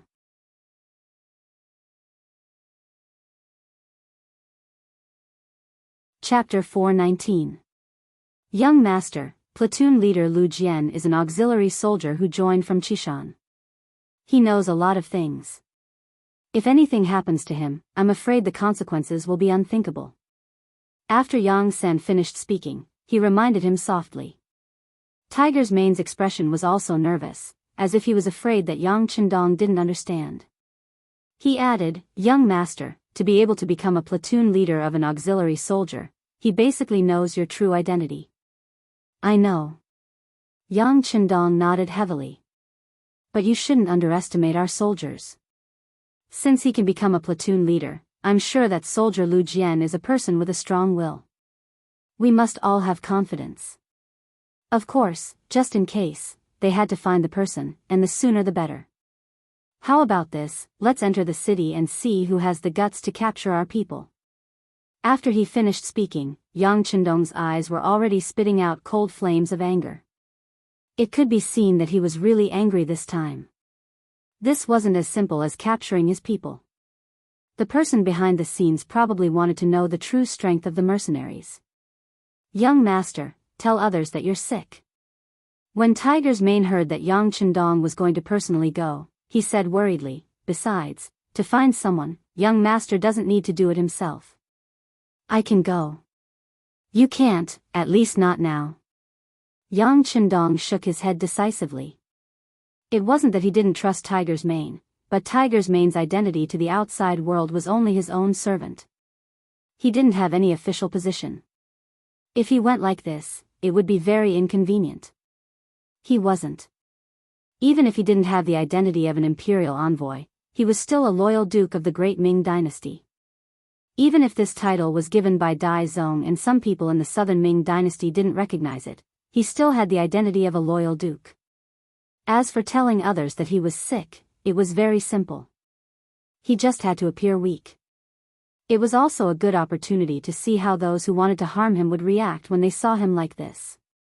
After Yang Chendong made up his mind, Tiger's Man and Yang San knew that they couldn't stop him, so they quickly went to prepare.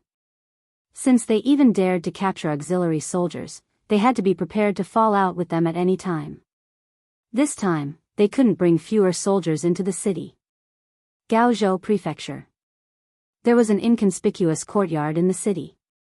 Broken walls could be seen everywhere, reminding people that this place had experienced a war not long ago. Courtyards like this could be seen everywhere in the city.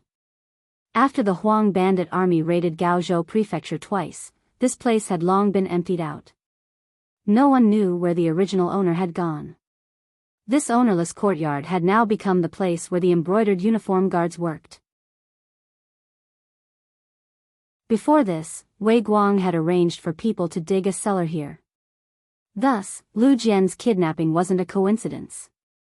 It was premeditated. It was just that his luck wasn't good and he just happened to be the target and kidnapped. In the courtyard, Wei Guang stood there in his embroidered uniform guard uniform. Beside him was a subordinate who wasn't very tall. At this moment, he was explaining something with a bitter face. You didn't say anything? Didn't we allow you to use your methods? Wei Guang's brows furrowed and he seemed very displeased. Boss, this brat's skin is rough and his flesh is thick. He's very tight-lipped. If we didn't discover him in time, he would have bitten his tongue and killed himself. I think we should slow down and not be too hasty. When the short brat explained this, a trace of envy appeared on his face. Biting his tongue and killing himself? What a tough guy. Wei Guang was also shocked by this news. He sucked in a breath of cold air and said, Lucy, keep an eye on this person. If we really need to slow down, think of a way to send him out of the city. You have to know that he's a mercenary. Once someone finds out that he was captured by us, I'm afraid we'll all have to bear the consequences. Boss, it can't be. We're the embroidered uniform guards. We don't need a reason to capture people. Even if they find out, what can they do to us? Lu Ci's face was full of disbelief. Maybe they can't do anything to us? Or maybe they won't even care about losing a person. But no matter what, we still need to be prepared. How about this, you go and arrange it. Try your best to send him out of the city and find a safer place. Wei Guang didn't know why, but his right eye suddenly twitched twice. When he spoke these words, he was especially careful. Boss, there's urgent news. Another embroidered uniform guard quickly ran into the courtyard. What's the rush? Where's the steadiness I usually tell you to be? When Wei Guang saw that his subordinates didn't have any discernment and were so rash, a fierce look flashed across his face. Boss, the mercenaries have entered the city. I heard that the Duke of Loyalty has also entered the city. The embroidered uniform guard ignored Wei Guang's displeased look and told him the news he just received in one breath. What? Wei Guang, who was pretending to be absent-minded, suddenly froze when he heard this sentence. Then, as if he remembered something, he grabbed the collar of his subordinate and said, "What did you just say? Repeat it again." With his collar grabbed, the embroidered uniform guard found it difficult to breathe. At this moment, he didn't dare to resist. Instead, he forcefully repeated, "The mercenaries have entered the city. Looking at their grandiose appearance, I'm afraid there are no less than 2,000 of them. Among them, there's also a very luxurious carriage. I heard from others that it's the Duke of Loyalty's personal carriage." Bastard, how could this be? With a sudden force, Wei Guang let go of the embroidered uniform guard's big hand. Then, he fiercely stomped his foot and glared at Lu Si as he said, "Don't move first. Let me go take a look first. That's right, instruct the people here to keep their eyes open. Once they find something wrong, kill them. In short, don't leave any evidence behind." Seeing that Wei Guang was so anxious, Lu Si didn't dare to be negligent and immediately nodded. "Boss, don't worry.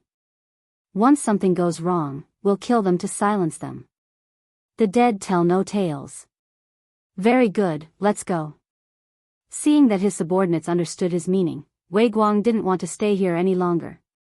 With a wave of his hand, he left the courtyard with nearly 30 embroidered uniform guards. However, what he didn't know was that his every move was being watched by someone.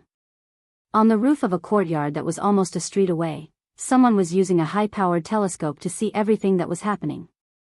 The most frightening thing was that the person who was observing could read lips. In other words, the conversation between Wei Guang and Lu Si was also clearly heard by someone else. "Young master is really amazing. He actually thought that it might be the embroidered uniform guards and arranged for us to follow Sir Qianshi. Hee, now that we know that Lu Jian is here, it's easy to handle." Tai Hu put down the high-powered telescope in his hand and revealed a fierce face. The captain of the Wolf Fang Special Forces, Tai Hu, was the one who could read lips and had been observing everything that was happening in the courtyard. In fact, not only Tai Hu, but also the other 19 members of the Wolf Fang Special Forces were proficient in lip reading. This was also the special requirement that Yang Chendong had for them. Since they were the elites of the elites, not only did they have the most advanced weapons in their hands, but they also had to be able to rely on their own abilities. Tai Hu said confidently, but in the eyes of the extremely thin team member beside him, he couldn't help but worry. "Tiger King, the 6th young master said that the embroidered uniform guards are not weak. You must not be careless. Although Wei Guang is gone now, there are at least 10 embroidered uniform guards around. If you are not careful, Lu Jian's life will be lost. If something happens to him, our mission will be considered a failure." "Nonsense, this captain doesn't know this point. Do I need you to remind me? Alright, Skinny Monkey, hurry up and arrange the mission. Let King Kong, Violent Ape, Silver Hand, and Steel Leg get ready. Also, inform Captain Baisua of the Ghost Sniper team. Tell them that the opportunity to contribute and kill the enemy has come." Tai Hu said as he slapped the man with the nickname of Skinny Monkey. Skinny Monkey retreated as if he was flying backward. In just a blink of an eye, Skinny Monkey had retreated at least 4 meters away, which also allowed him to avoid Tai Hu's slap. It was obvious that this was not the first time something like this had happened. Skinny Monkey, who had retreated far away, heard that Tai Hu wanted to cooperate with the Ghost Sniper team to complete the mission. He knew that his captain was very careful in doing things even though he said it happily. His heart was relieved. "Alright, Tiger King, please wait for a moment. I will go and inform them now."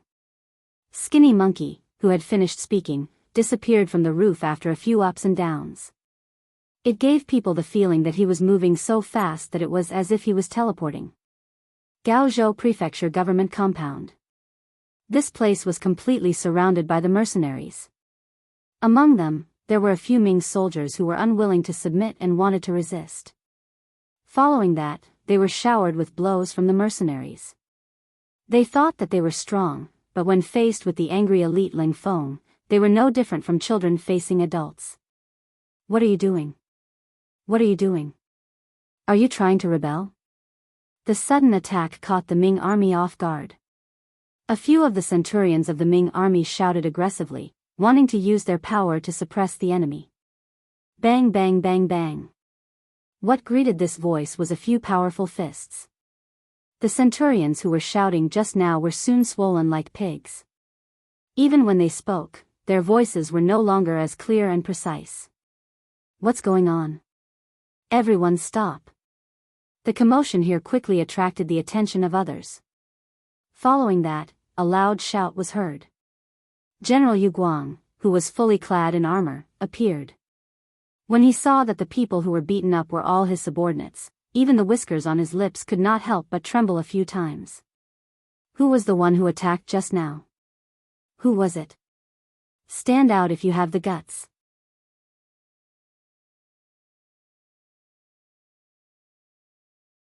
Chapter 420. It's me. What do you want? Luo Pe, the commander of the 2nd Regiment of the Lang Feng Army, walked out of the crowd with the rank of colonel. He looked at Yu Guang with a mocking expression. Commander Luo? Yu Guang groaned in his heart when he recognized the person. From what he knew, this person was the leader of the mercenary army. Since he had stepped forward, the situation must be very bad, right? Could it be that they wanted to rebel like King Min and the others?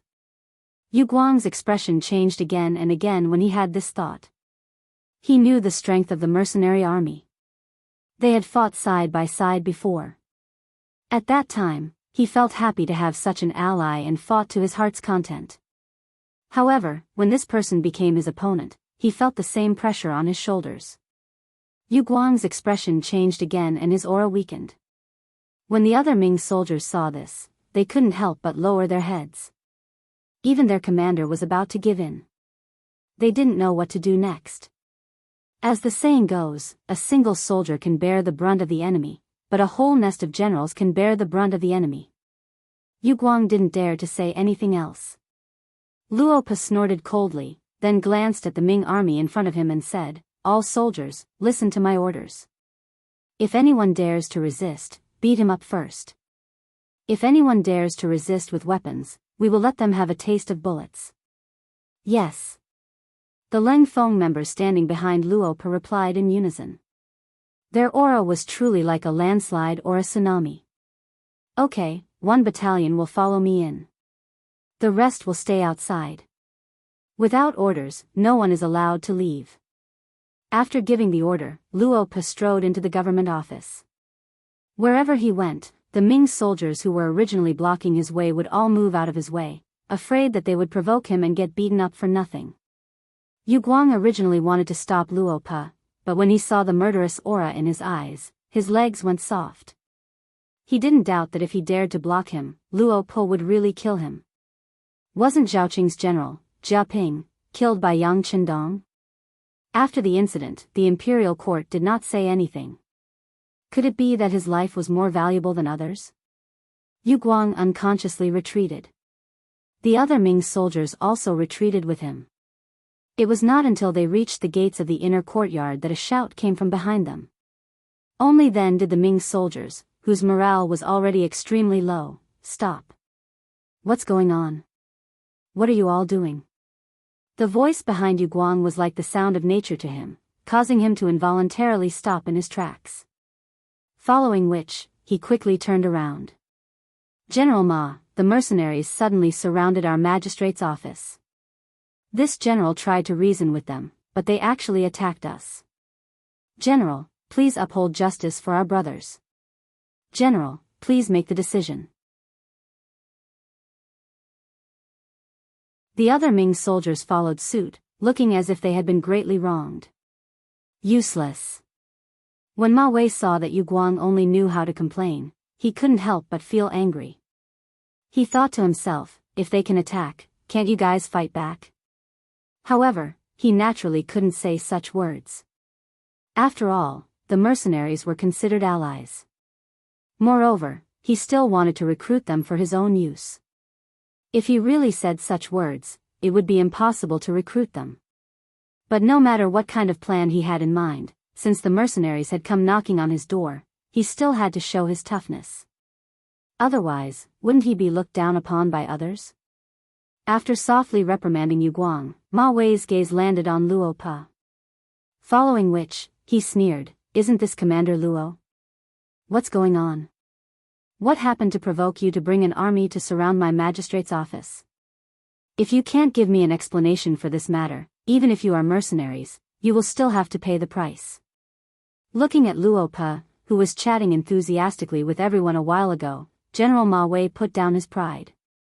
At that time, he wanted to recruit Luo Pa and wanted some temporary auxiliary soldiers to join his side. Naturally, he could say any kind of soft words and lower his head to anything. However, it was different now. The other party had already killed their way to him. If he still lowered his head, he would be seen as weak. Pay the price? I think you are the ones who have to pay the price. Facing Ma Wei, who was about to flip out, Luo Pa didn't have the slightest bit of fear. He still had his head held high. What? Do you really think you are invincible? Please remember, this is the Southern Ming Empire's territory. How can you be so arrogant in our territory? Men, surround them.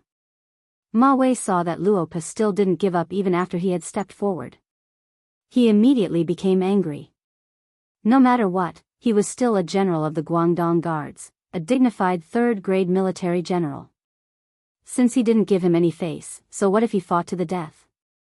Lord Guan and Wei Guang have arrived. Just when Luo Pa was about to retaliate and the soldiers on both sides were about to go to war, a shout came from outside the door. Then, Guaning and Wei Guang each brought a few subordinates into the courtyard. You came at the right time. The arrival of these two people made Ma Wei sigh in relief. Just now, he was the only one who had to maintain the situation. Now that these two people were here, there was someone to discuss what to do. Most importantly, if something happened, there would be someone to take the blame. You came at the right time. To Ma Wei's surprise, Luo Pa wasn't afraid when he saw the arrival of these two people. Instead, he looked very happy. He even waved his hand and let Lang Feng, who was guarding here, open a path for the two people to lead the soldiers into the courtyard. Guaning and Wei Guang, one was an official of the Ministry of War and the other was a Guang of the Brocade Guards. They didn't usually stay in the government office. They came after receiving the news. As the two walked into the courtyard, they frowned and looked at their surroundings with a puzzled expression. What is going on? Commander Luo is also here? I don't know if you can give a reasonable explanation. Even if we treat the mercenaries as friends and allies, you can't do things that hurt each other's feelings for no reason. Guaning was still calm and wasn't very angry. Instead, he narrowed his eyes and asked. No one knew what he was thinking. Guaning was very clear about the combat strength of the mercenaries. There were only 1,000 Ming soldiers in Gaozhou. If they really fought, they wouldn't even be enough to fill the gaps between the enemy's teeth. But even so, even if he lost, he didn't lose. Even if he died, he would be a ghost who understood the situation. Just as Guaning finished speaking calmly, Wei Guang opened his mouth and said, "What is going on? Can't you see? Moving soldiers into the city without orders is already a violation of the laws of the Ming dynasty. No matter what the reason is, we can't let it go." This was a preemptive strike. Wei Guang, who knew what he had done, spoke in an interrogative tone. He wanted to muddy the waters and put the blame on the other party first.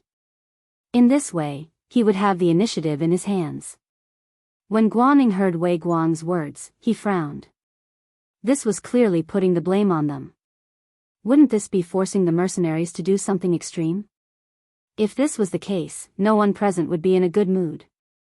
Especially since the Min King's faction was very powerful. Even Guangdong was divided into two. If they were to create such a powerful enemy like the mercenaries, the Southern Ming dynasty would really be finished. This was no longer a matter of face. It was a matter of whether the Southern Ming dynasty could survive or not. Guaning was naturally careful. He glared at Wei Guang, warning him not to speak carelessly.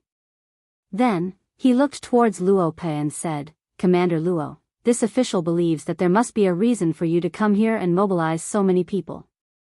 However, may I know what it is for? Seeing that Guan Ying's words were still considered polite, Luo Pe nodded. All right, since Lord Guan wants to get to the bottom of this, then this commander will tell you.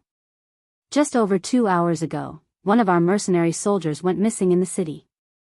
This is a provocation to our mercenary army. You must give us an explanation for this matter, otherwise we can only investigate it ourselves. Even if we have to turn the entire city upside down, we must have a conclusion to this matter. A soldier of the mercenaries went missing? Hearing this result, Guan Ying's face was filled with shock. Not only him, even General Ma Wei, who was confused just now, had his mouth wide open.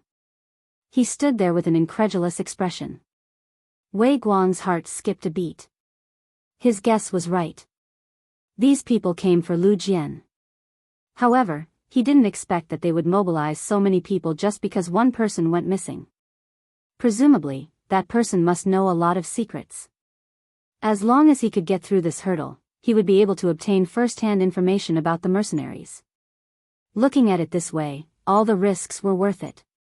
Of course, whether the matter would have the result he wanted, it would depend on whether he could get through this hurdle or not. If he could get through it safely, then everything would be easy to discuss. Thinking of this, Wei Guang took half a step forward. He pointed at Luo Pe and said, What? You lost one person and you come looking for us? What kind of logic is this? Who knows if your soldiers are deserters because they're afraid of war? We won't take the blame for this. Seeing Wei Guang jump out first, Luo Pe's expression didn't change. He only said sternly, Wei Guang, please be careful with your words. Our mercenaries will not have any deserters. Don't use your subordinates' methods on us brothers. You can't bear the consequences. Being threatened again, Wei Guang's expression was naturally very ugly. Luo Pe, you should also watch your words. I am a member of the embroidered uniform guard. Outsiders have no right to order me around.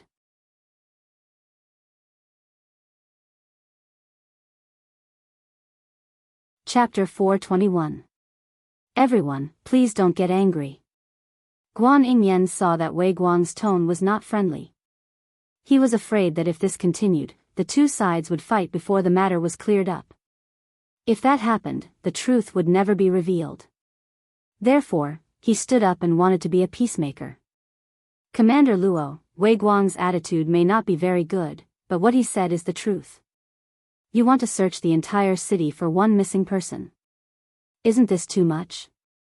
If the final result is that you still can't find the person you're looking for after turning the city upside down, how will you explain it then? Facing Guan Yingyan's question, Luo Pe still shook his head expressionlessly. I can't guarantee whether I can find him or not, but I'm also acting on orders. If anyone dares to stop me, then they are my enemy. It's that simple, so I hope you can make it easy. Acting on orders. The moment these 4 words were said, Guan Yingyan, Ma Wei, and Wei Guang's expressions all changed dramatically. Who was Luo Pe? He was the commander of the mercenary army, the most elite commander of the Cold Front. It could be said that he was the highest officer of this mercenary army. If even he had to say that he was acting on orders, then the answer to whose orders he was acting on seemed to be right in front of them. Zhong Dang Duke is here? Guan Yingyan asked as he took a deep breath in his heart. Yes, he's here. Zhong Dang Duke, please. Luo Pe nodded. His task was originally to surround the 3 lords and the many Ming soldiers here. Since he had already done that, then the next stage was not his own stage, but to be handed over to the 6th young master. Following Luo Pe's loud shout, a carriage, under the protection of many able-bodied men, slowly drove into the inner courtyard from the outside. Before this, all the obstacles that prevented the carriage from moving had been cleaned up. In the cellar of the small courtyard, Lu Si, dressed in the uniform of the brocade guard, was still interrogating Lu Jian, who was beaten black and blue and covered in blood. Brother, we were still a family 500 years ago. Just say what you want to say. Why do you have to suffer like this? It really makes my heart ache. Lu Ci's voice echoed in Lu Jian's ears. Lu Jian, who was tied up, opened his eyes with great difficulty. His eyelashes fluttered and he seemed to be mumbling something. Seeing that Lu Jian was about to speak, Lu Ci hurriedly moved his face closer, wanting to hear what was being said. Suddenly, a mouthful of saliva flew towards his face. Completely caught off guard, Lu Ci was spat all over his face. When he sensed that there was blood in the saliva, he wiped it away forcefully before glaring angrily, "Brat, you're refusing a toast only to be forced to drink a forfeit. Since that's the case, don't blame me for being impolite. Next, I'll make you beg for death. Men, continue the torture." Lu Ci was so enraged that he ignored Lu Jian's injuries and wanted to torture him. He wanted to see if this person was made of iron. Did he really not know what pain was? Boom! Just as he finished speaking, an embroidered uniform guard approached step by step with a thin whip that was dipped in salt water. Suddenly, the cellar door was broken from the outside. Following that, a powerful man appeared in their line of sight. The man was tall and muscular, and his muscular body gave people a feeling of explosive power. As soon as he appeared, he charged forward like a mad bull. First, the embroidered uniform guard with the whip only saw a black shadow getting bigger and bigger in his eyes. Then, before he could do anything to dodge, he felt a sharp pain all over his body. It was as if all his ribs were broken at this moment. His whole body flew backwards because of this. With just one collision, he heavily injured an embroidered uniform guard. Following that, the black shadow rushed towards Lu Ci. The sudden change was too fast. It was so fast that Lu Ci only managed to grab the spring-embroidered saber at his waist with his right hand before his whole body flew backwards. His ears were filled with the whistling sound of the wind. Only when he hit the wall behind him did he stop. He felt as if all the bones in his body had fallen apart. With a plop, he fell to the ground. In just 2 rounds, the intruder had completely controlled the situation in the cellar. This result made everyone clap their hands in satisfaction. Then, they lightly spat out 4 words, unable to withstand a single blow. The cellar door was once again opened from the outside. Wolf Fang Captain Tai who brought Skinny Monkey and the others out. When he saw the situation in front of him, Skinny Monkey chuckled. Not bad. Violent Ape is indeed violent. You finished the battle so quickly. Humph. It's just that these people are too incompetent. Violent Ape said unconcernedly. He looked as if he hadn't had enough fun yet. Alright, let's save them first. Then, we'll capture these 2 people and bring them to the young master. Tai Hu saw that the situation had been settled. The problem in the cellar had been solved. The Ghost Shadow Sniper team had taken action outside and killed all the other embroidered uniform guards. The danger no longer existed. He also let out a sigh of relief. After all, this time they were facing the elite embroidered uniform guards. Moreover, they had hostages in the hands of the other party. If they were careless, it could cause extremely serious consequences and disappoint the young master. Fortunately, the other party wasn't on guard. In addition, they were well prepared. With the help of the Ghost Sniper team, the problem was solved smoothly. At this time, Lu Ci still had some strength in his body. He heard Tai Hu's voice in his ears. Immediately, he shouted loudly, "I'm from the Imperial Court's embroidered uniform guards. Who are you? Who allowed you to do this? Do you know that this is a crime that will lead to the confiscation of your family's property and the extermination of your family? You talk too much nonsense." Lu Ci was still shouting. Skinny Monkey had already walked over impatiently. He lifted his foot and lightly kicked Lu Ci. In an instant, Lu Ci stopped moving. Obviously, this kick had knocked him out. The inner court of the magistrate's office. As the luxurious carriage drove in, it quickly began to clear the place. All unrelated people were kicked out. Even the bodyguards beside Guaning, Ma Wei, and Wei Guang were not left behind. Regarding this, the three naturally wanted to resist. However, when Xiu Vi led the first guard team to attack, Peng Yu, Ba Daojiang, and the other team members attacked together, how could those people be a match for them? They were either beaten to the ground or half kneeling on the ground with bloody noses and swollen faces. In short, there wasn't a single good person. Seeing that the strength of his subordinates was so weak, Guaning straightforwardly ordered everyone to leave. Since they couldn't win, it was better not to test the waters. It would be embarrassing. The inner court finally quieted down. Other than the three so-called Southern Ming officials and the first guard team, there was also the luxurious carriage that had been parked there without any movement. After calming down, Guaning decided to face everything that had happened. He cupped his fist and asked in a very respectful tone, "Is the Duke of Loyalty in the carriage?" "It's me." After a short pause, a voice finally came from the carriage. Then the curtain was pulled open by Tiger's Mane and Beta Persei, revealing Yang Qindong, who was wearing a green robe inside. Compared to the last time they met, Yang Qindong's face was pale, his eyes were dull, and his cheekbones seemed to be protruding a little.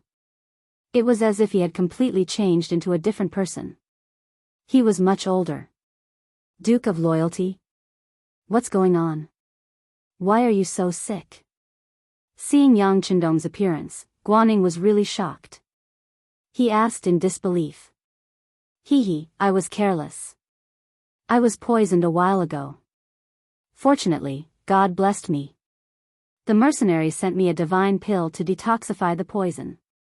That was how I managed to save my life." Yang Qindong's face was pale as he forced a smile. But what followed was a series of rapid coughs.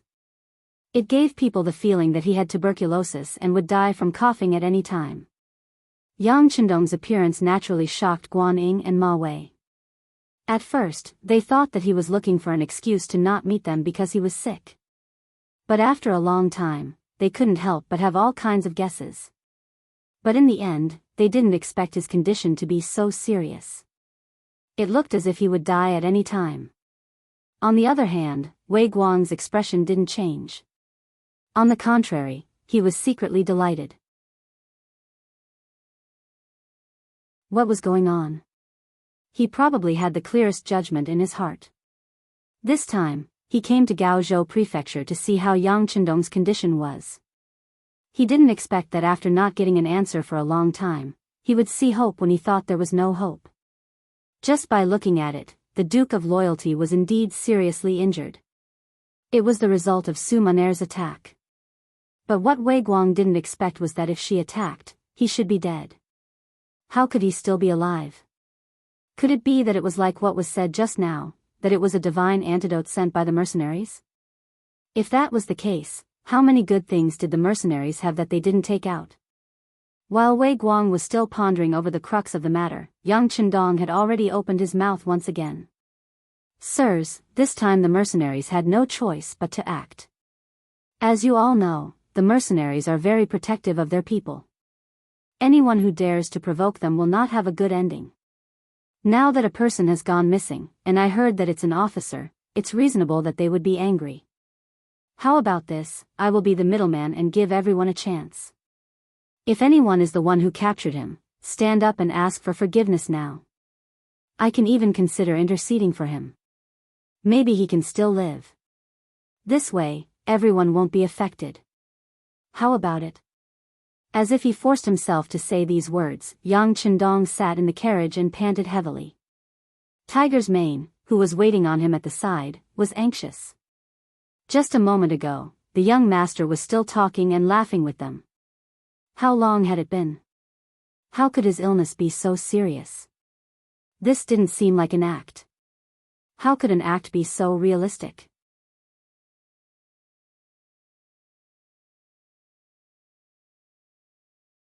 Chapter 422. In his anxiety, Tiger's Mane continued to say, "Young master, your health is more important. You should speak less.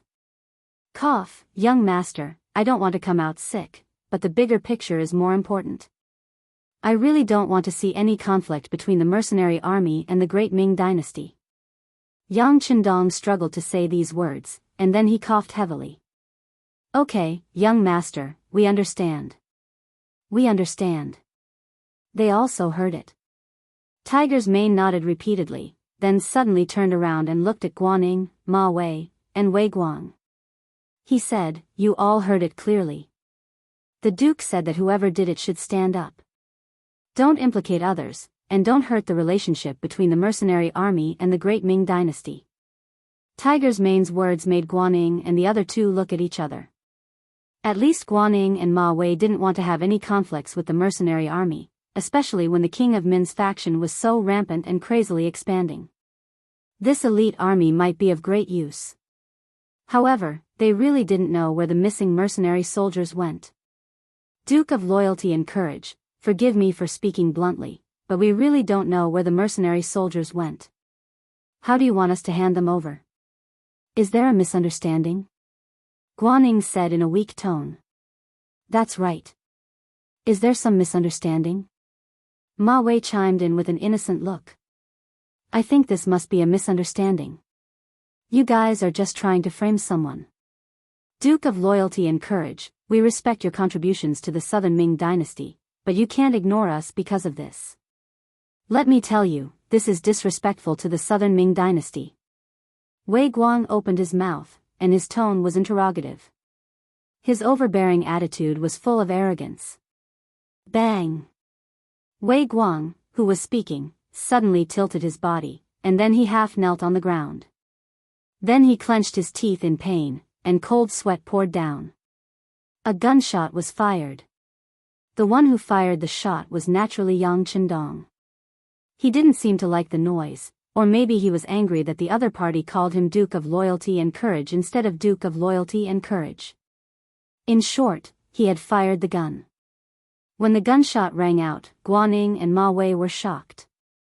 Then, they saw that the one who was shot was Wei Guang, and a stream of dark red blood was flowing out from his trousers. Their faces immediately changed. Loyal Duke? What are you doing? Dare I ask, what did Wei Chan do to make you want to kill him?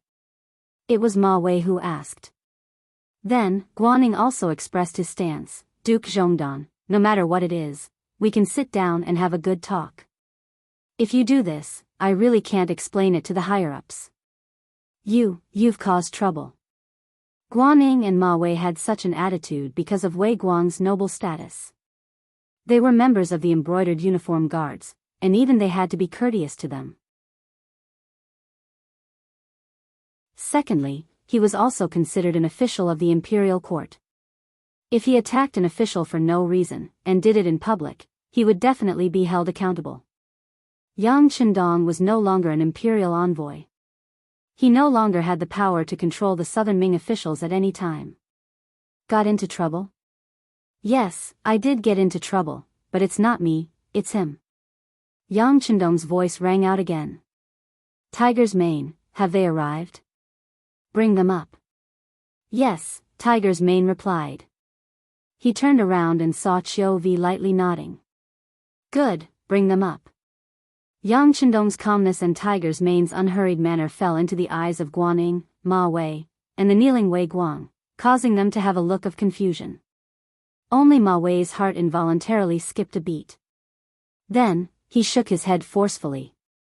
It was impossible. The place where Lu Jian was imprisoned was very hidden. It was impossible to find him so quickly. Besides, he had already instructed Lu Si to silence him if things went wrong. What was there to be afraid of? It must be something else. Yes. It must be. Comforting himself, Wei Guang's expression became much calmer.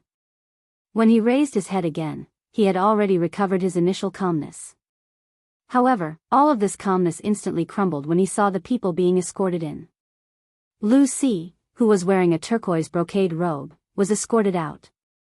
At the same time, a few brocade guard brothers who had stayed behind to guard the courtyard were also escorted out. Wei Guang could even name these people. As soon as they appeared, he felt as if his head had been blown off. The person who was brought over was indeed Lu Si.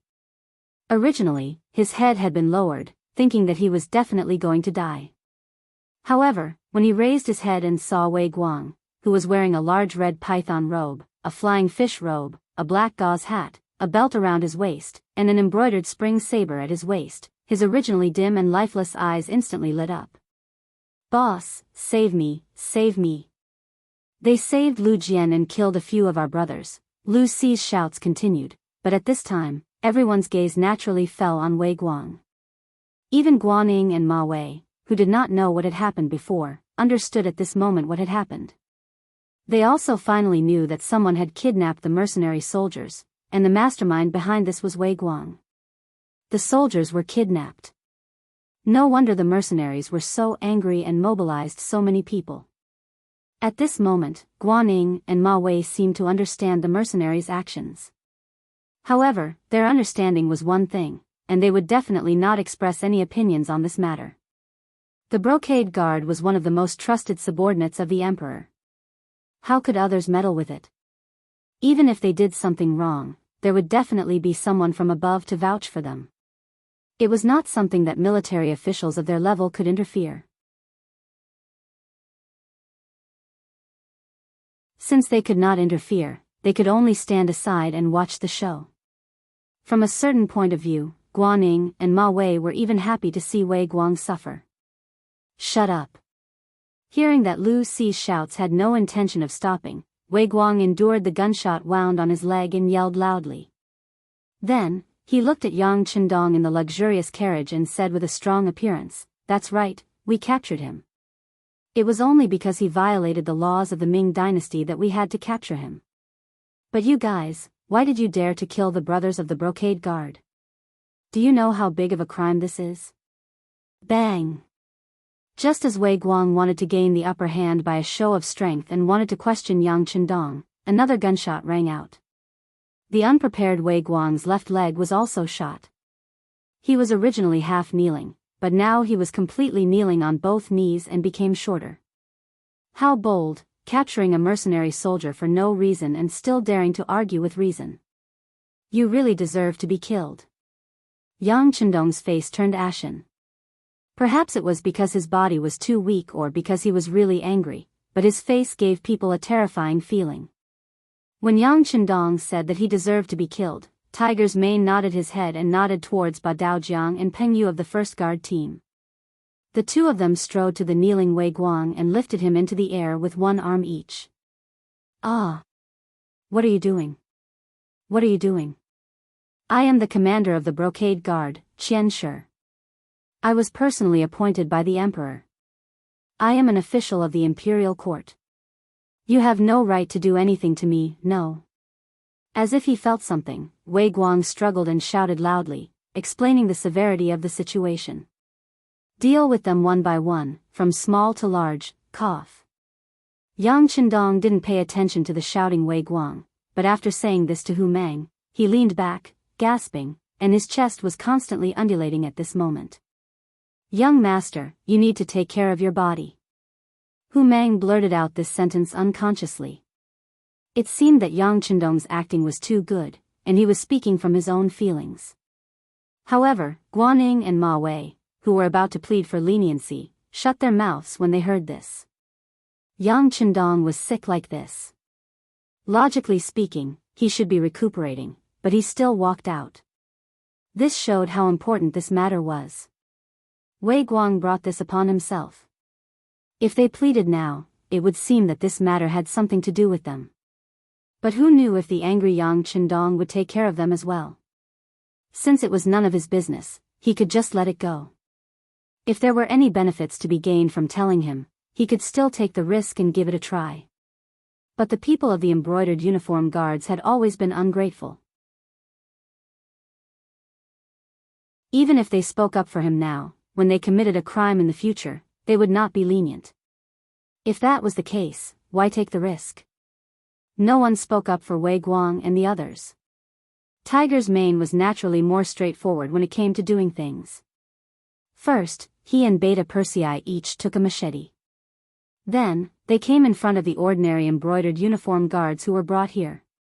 With a raise of their right arm, their heads were separated from their bodies. Tiger's Mane and Beta Persei took turns to kill the other embroidered uniform guards. When it was Beta Persei's turn to raise his machete to kill Lu Si, he actually wet his pants. Then, he shouted loudly, "Don't kill me, I know who poisoned the Duke of Loyalty." Beta Persei, who had already raised his machete and was about to swing it down, suddenly stopped. It was as if he had been immobilized. "Lu Si, do you not want to live anymore? Aren't you afraid that all 9 generations of your family will be executed?" Wei Guang, who was still emphasizing his identity to intimidate others not to touch him, suddenly heard Lu Si's words. His expression changed drastically, and cold sweat flowed down his face. As a trusted aide, Lu Si had heard Wei Guang mention when he was drunk about the plan of the commander sending Su Maner to kill Yang Chendong. After he sobered up, Wei Guang even thought of silencing him. But at that time, Lu Si knelt on the ground and swore that he would never speak of this matter. Otherwise, he would die a horrible death. In the end, Wei Guang spared his subordinate's life. Perhaps he also thought that Lu Si would not dare to speak of such an important matter because once it was spread, he would definitely die.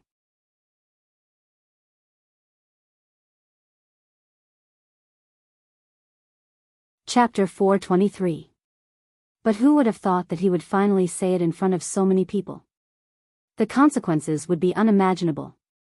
Wei Guang still wanted to say something to scare him, but Peng Yu and Ba Dao Jiang, who were sandwiching him, received a signal from Tiger's Mane and each of them punched him in the stomach.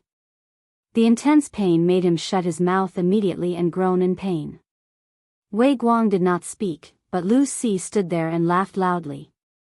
"Execute my entire family? I'm sorry, but my ancestral home is Yunnan's Cheli department. When the Min king rebelled, everyone in my family was killed.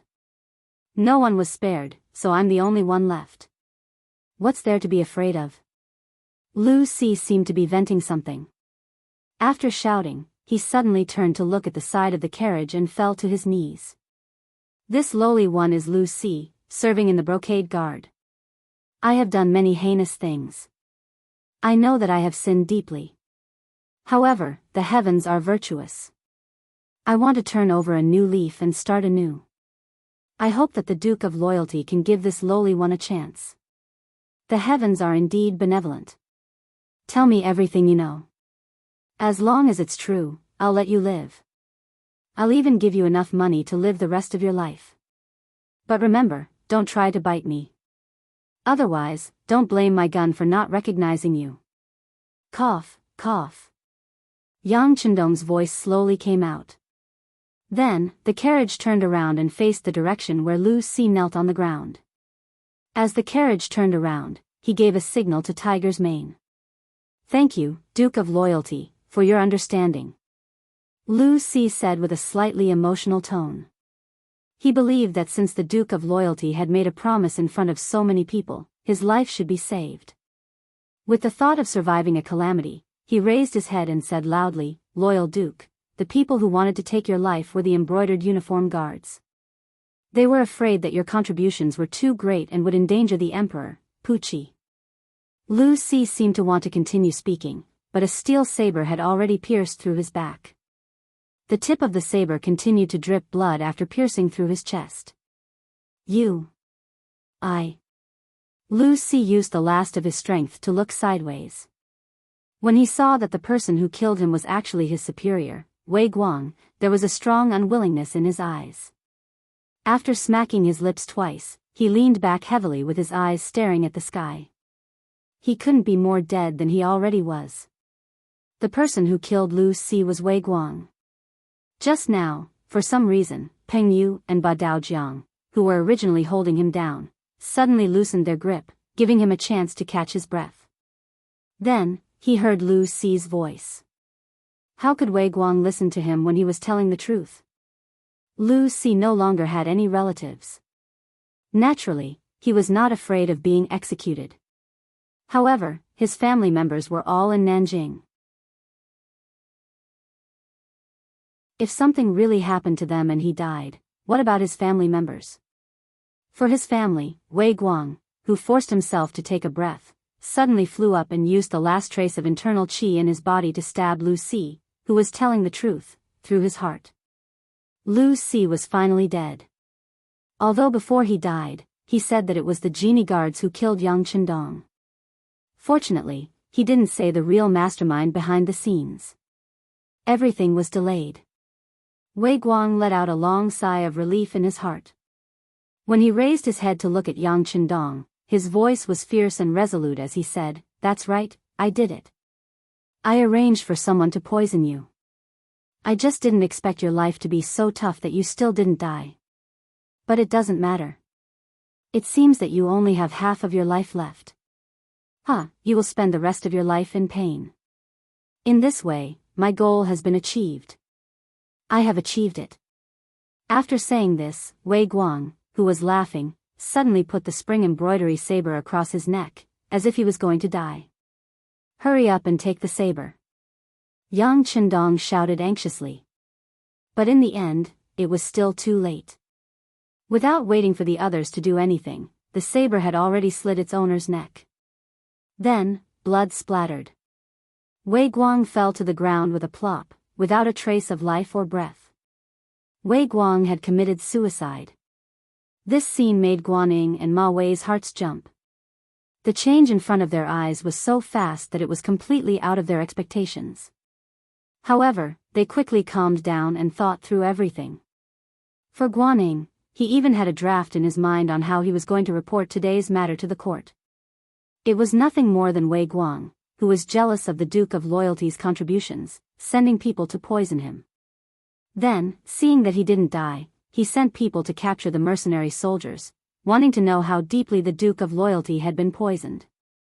However, everything was discovered by the Duke of Loyalty. Then, he committed suicide in front of everyone. Regardless of what Guaning and Ma Wei thought, after seeing Wei Guang commit suicide, the resentment in Yang Chendong's heart could be considered to have been vented a little. Su Maner had already said that the person who arranged for her to come to Yang Chendong's side and asked her to wait for an opportunity to make a move. The person who sent the poison bun was the commander of the embroidered uniform guards, Menda. This time, Wei Guang came to the sect to clarify this matter. The embroidered uniform guards were the emperor's personal guards. Only the emperor had the authority to kill the people there. Otherwise, no matter how heinous the crime was, it wasn't something that others could casually touch. It was the same for Yang Chendong. Although he already had a certain level of strength and could be said to be above many other officials, if he killed Wei Guang, it would be equivalent to giving Zhu Qizhen a big slap in the face. Yang Chendong wasn't willing to do such a thankless thing unless it was absolutely necessary. As such, Wei Guang committing suicide was naturally the best outcome. As for why he was able to break free from Peng Yu and Ba Dao Zhang's restraints and kill Lu Si with his crippled legs, it was naturally the result after Yang Chendong gave Tiger's mane a hint with his eyes. In these few years, the tacit understanding between the two was still very strong. Yang Chendong didn't need Lu Si to tell the truth because he already knew the truth. On the other hand, if the truth was revealed, would he seek revenge on Menda? If he did, would Zhu Qizhen have any thoughts and allow such a thing to happen? As such, this was the current scene. Wei Guang killed Lu Si and then committed suicide. Yang Chendong could remove himself from this matter completely and also take the opportunity to knock Menda and Zhu Qizhen down, letting them know how difficult it was to kill him. This time, they were lucky to pass, but they might not be so lucky next time. Since his goal had been achieved, Yang Chendong naturally didn't need to stay here. Waving his hand, Tiger's Mane and Beta Persei put down the curtains of the carriage, and then the large group of people left the magistrate court in Gaozhou Prefecture. Along the way, neither Guaning nor Ma Wei stood out to say anything. Yang Chendong was indeed sick, and it was quite serious. This was all seen with their own eyes. Not to mention, this illness was poisoned by the brocade guards. As such, how could they still ask Yang Chendong to leave with the mercenaries? Not to mention, now that the king of Min was powerful, they still pointed at Yang Chendong in their hearts as a shield. They believed that with the existence of these mercenaries, even if the king of Min wanted to conquer Gaozhou and Laizhou, he would have to consider the strength of these mercenaries first. They successfully returned to their own military camp. Yang Chendong was completely different from before. His illness had long disappeared, and when he appeared in front of everyone, he was full of energy. "How is Lu Jian?" Yang Chendong asked Tiger's Mane as he walked towards the infirmary. "Young master, Lu Jian only suffered some superficial injuries. He will be fine after a good rest." "Oh yes, he didn't say anything when he was tortured by the brocade guards. He is really a tough man," Tiger's Mane said with a face full of admiration. "Not bad, no wonder he can become the platoon leader of the auxiliary troops.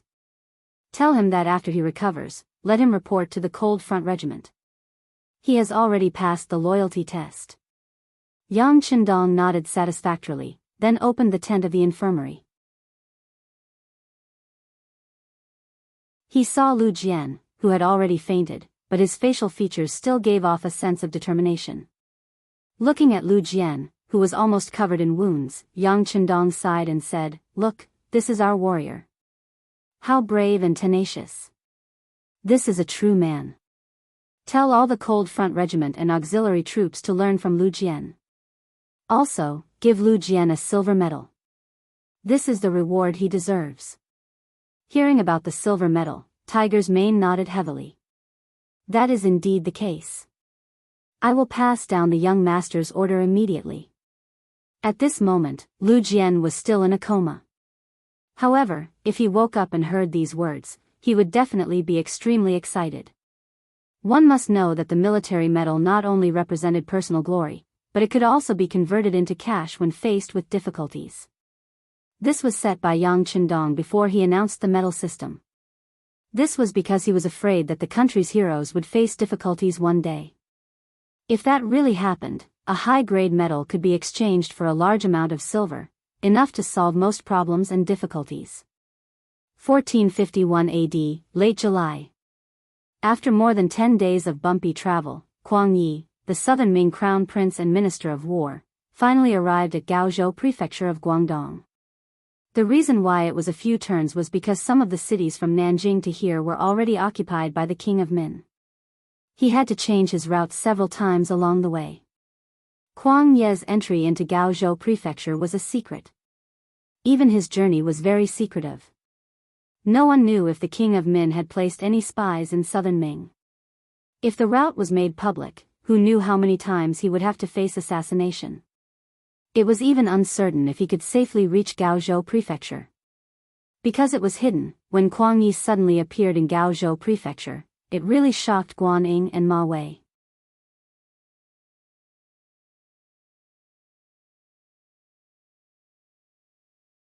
Chapter 424.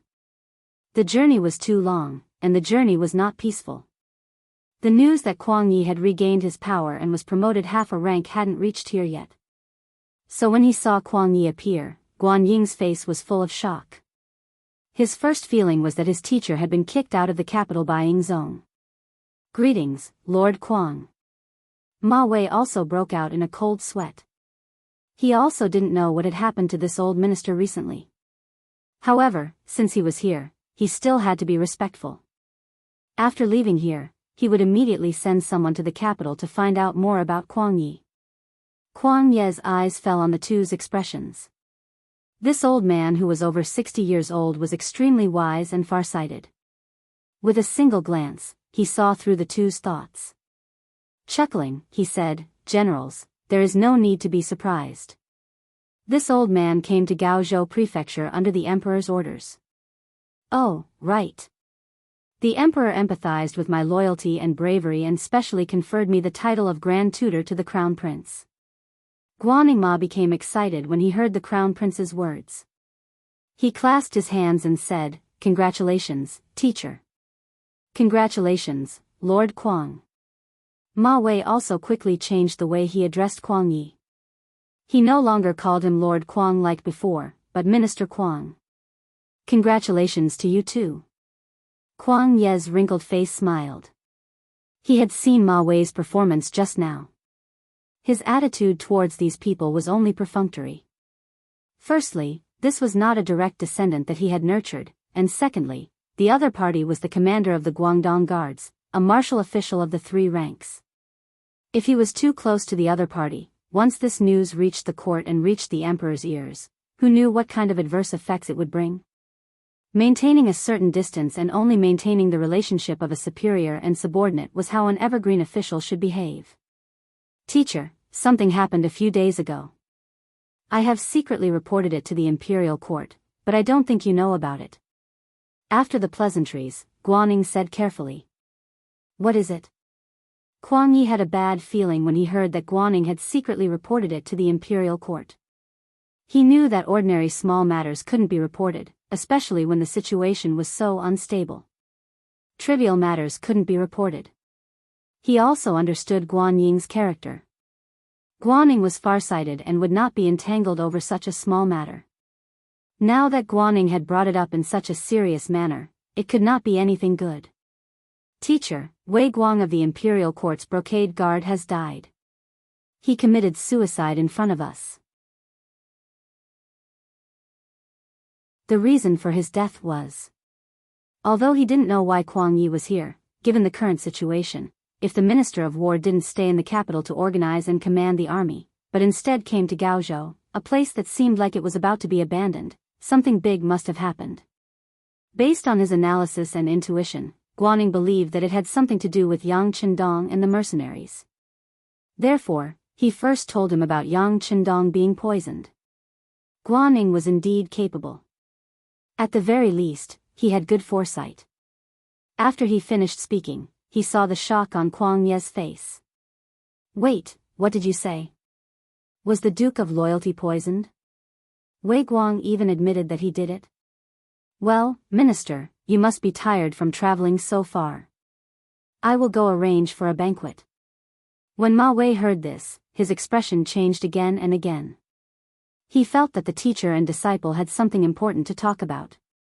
It was really awkward for him to stand there with his status, so he found an excuse to leave. Kuang Yi was very satisfied with Ma Wei's tactfulness. However, his thoughts were more on Yang Qindong.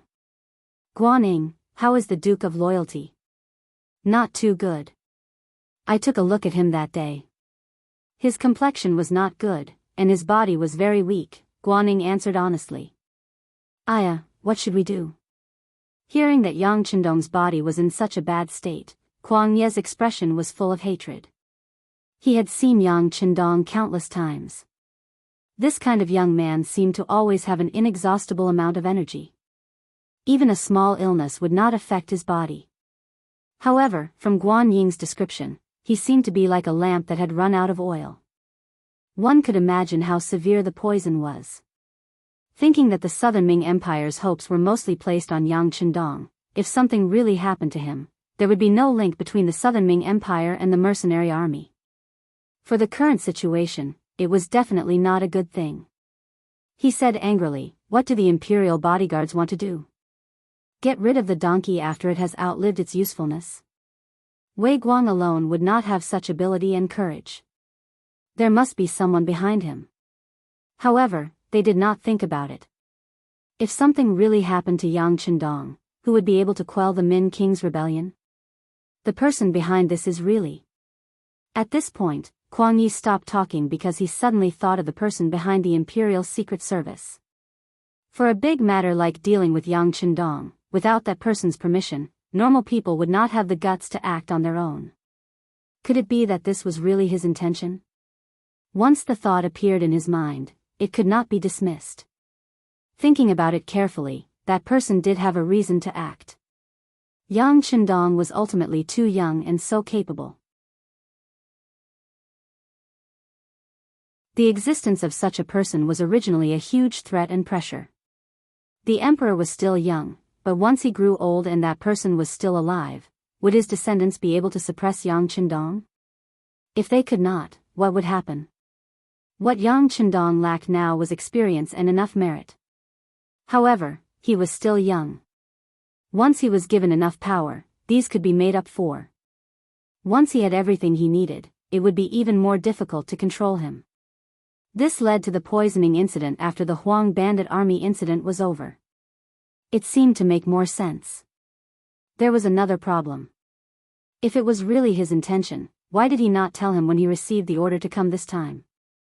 Even if it was just a hint, it would be good, right? He would not let him be in such a passive position, right? It wasn't impossible to think of other ways to solve this problem. Now that he had come to Gaozhou Prefecture and was seen by so many people, it would not be long before Yang Chendong received the news. When that time came, what should he do? If he did not meet the other party, how should he talk? The emperor was afraid of him and wanted to poison him. Would he still dare to put such a person in an important position? For a moment, countless questions rose in Kuang Ye's mind, causing him to feel a headache. He originally thought that after coming to Gaozhou Prefecture and seeing Yang Chendong and promising him many benefits, he would have a chance to persuade this person to help him. But now, it seemed that everything was going to be overturned. He also felt helpless. Teacher. Seeing that Kuang Yi seemed to be in a daze, Guaning carefully called out to him. "HM? What's wrong?" Kuang Yi regained his senses and asked Guaning. "Teacher. You must have an important mission for coming here this time, but I wonder what the mission is? If you want to put the Duke of Loyalty in an important position, shouldn't you reconsider?" Guaning did not go into too much detail. But to smart people, there was no need to be so thorough. Many times, it was best to stop at a certain point. "That's right." Kuang Yi nodded, then said, "Come, bring me a brush and ink. This official wants to explain everything that happened here to the emperor, then send someone to send it out at the fastest speed possible." The news of Kuang Ye's arrival in Gaozhou Prefecture was immediately reported by the city's security bureau to the mercenary camp 5 li outside the city. Tiger's Mane excitedly brought the news to the military tent. When he saw Yang Chendong, he excitedly said, "Young master, Minister Kuang Yi is here." As you expected, we will be of great use." "He's finally here?" After hearing this, Yang Chendong's expression was calm as if everything was within his expectations. But then he shook his head. Things have changed. Wei Guang's death and the words that Lu Si said before he died, "Even if we don't care, I'm afraid that others will." Sigh, it seems that if we want the plan to go smoothly, we have to continue pretending to be sick. Continue pretending to be sick? Why? Tiger's Mane asked with a puzzled expression. Tiger's Mane, young master, let me ask you. In your heart, are you afraid of a lively enemy or a sick enemy who could die at any time? Hearing Yang Chendong's question, Tiger's Mane was puzzled, but he still answered instinctively, "Of course it's a lively enemy. But what does this have to do with us?" Tiger's Mane, who had just finished speaking, immediately shut his mouth. Obviously, he had thought of something. Seeing Tiger's Mane's enlightened expression, Yang Chendong laughed and said, "Okay, you're not too stupid. Okay, go and inform the brothers in the first and second guards. Tell them that once Kuang Yi comes, tell them to act more angry and sad. As for what to do, go and teach them. I saw that your performance last time was very good." Hearing this new mission, Tiger's Mane said with a bitter face, "Young master, it's not that my performance was good, but your acting last time was too good, so much so that I believed it was true." "Alright, then let's do as you say." Yang Chendong laughed loudly. He casually sent Tiger's Mane away, then picked up the pen and continued to write a letter home. The letter was written to Su Monair, who had already been sent to Crimson City. The two of them had only been together for a short while, but because of some things, they had no choice but to separate. They were like newlyweds. It was impossible to say that they did not miss each other. Of course, writing a letter to Su Monair was not a privilege that only she enjoyed. For example, 2nd Madame Qiao Yin and 4th Madame Lady Xiang, who were in the Yang family manor in the capital, would also communicate with Yang Chendong from time to time. Even Wan Xiaoyu, who had always been in Crimson City, would also communicate with Yang Chendong from time to time. But this time, when he wrote to Su Monair, Yang Chendong did not say any words of love. Instead, he told her in detail about how he had pretended to be poisoned. He also said that he had arranged for people to keep an eye on the capital and Nanjing of the Southern Ming dynasty. He wanted to see if there was anyone who could redress the Su family's reputation. If there was, then it was worth it for him to pretend to be sick. On the other hand, it would mean that the other party did not keep their promises.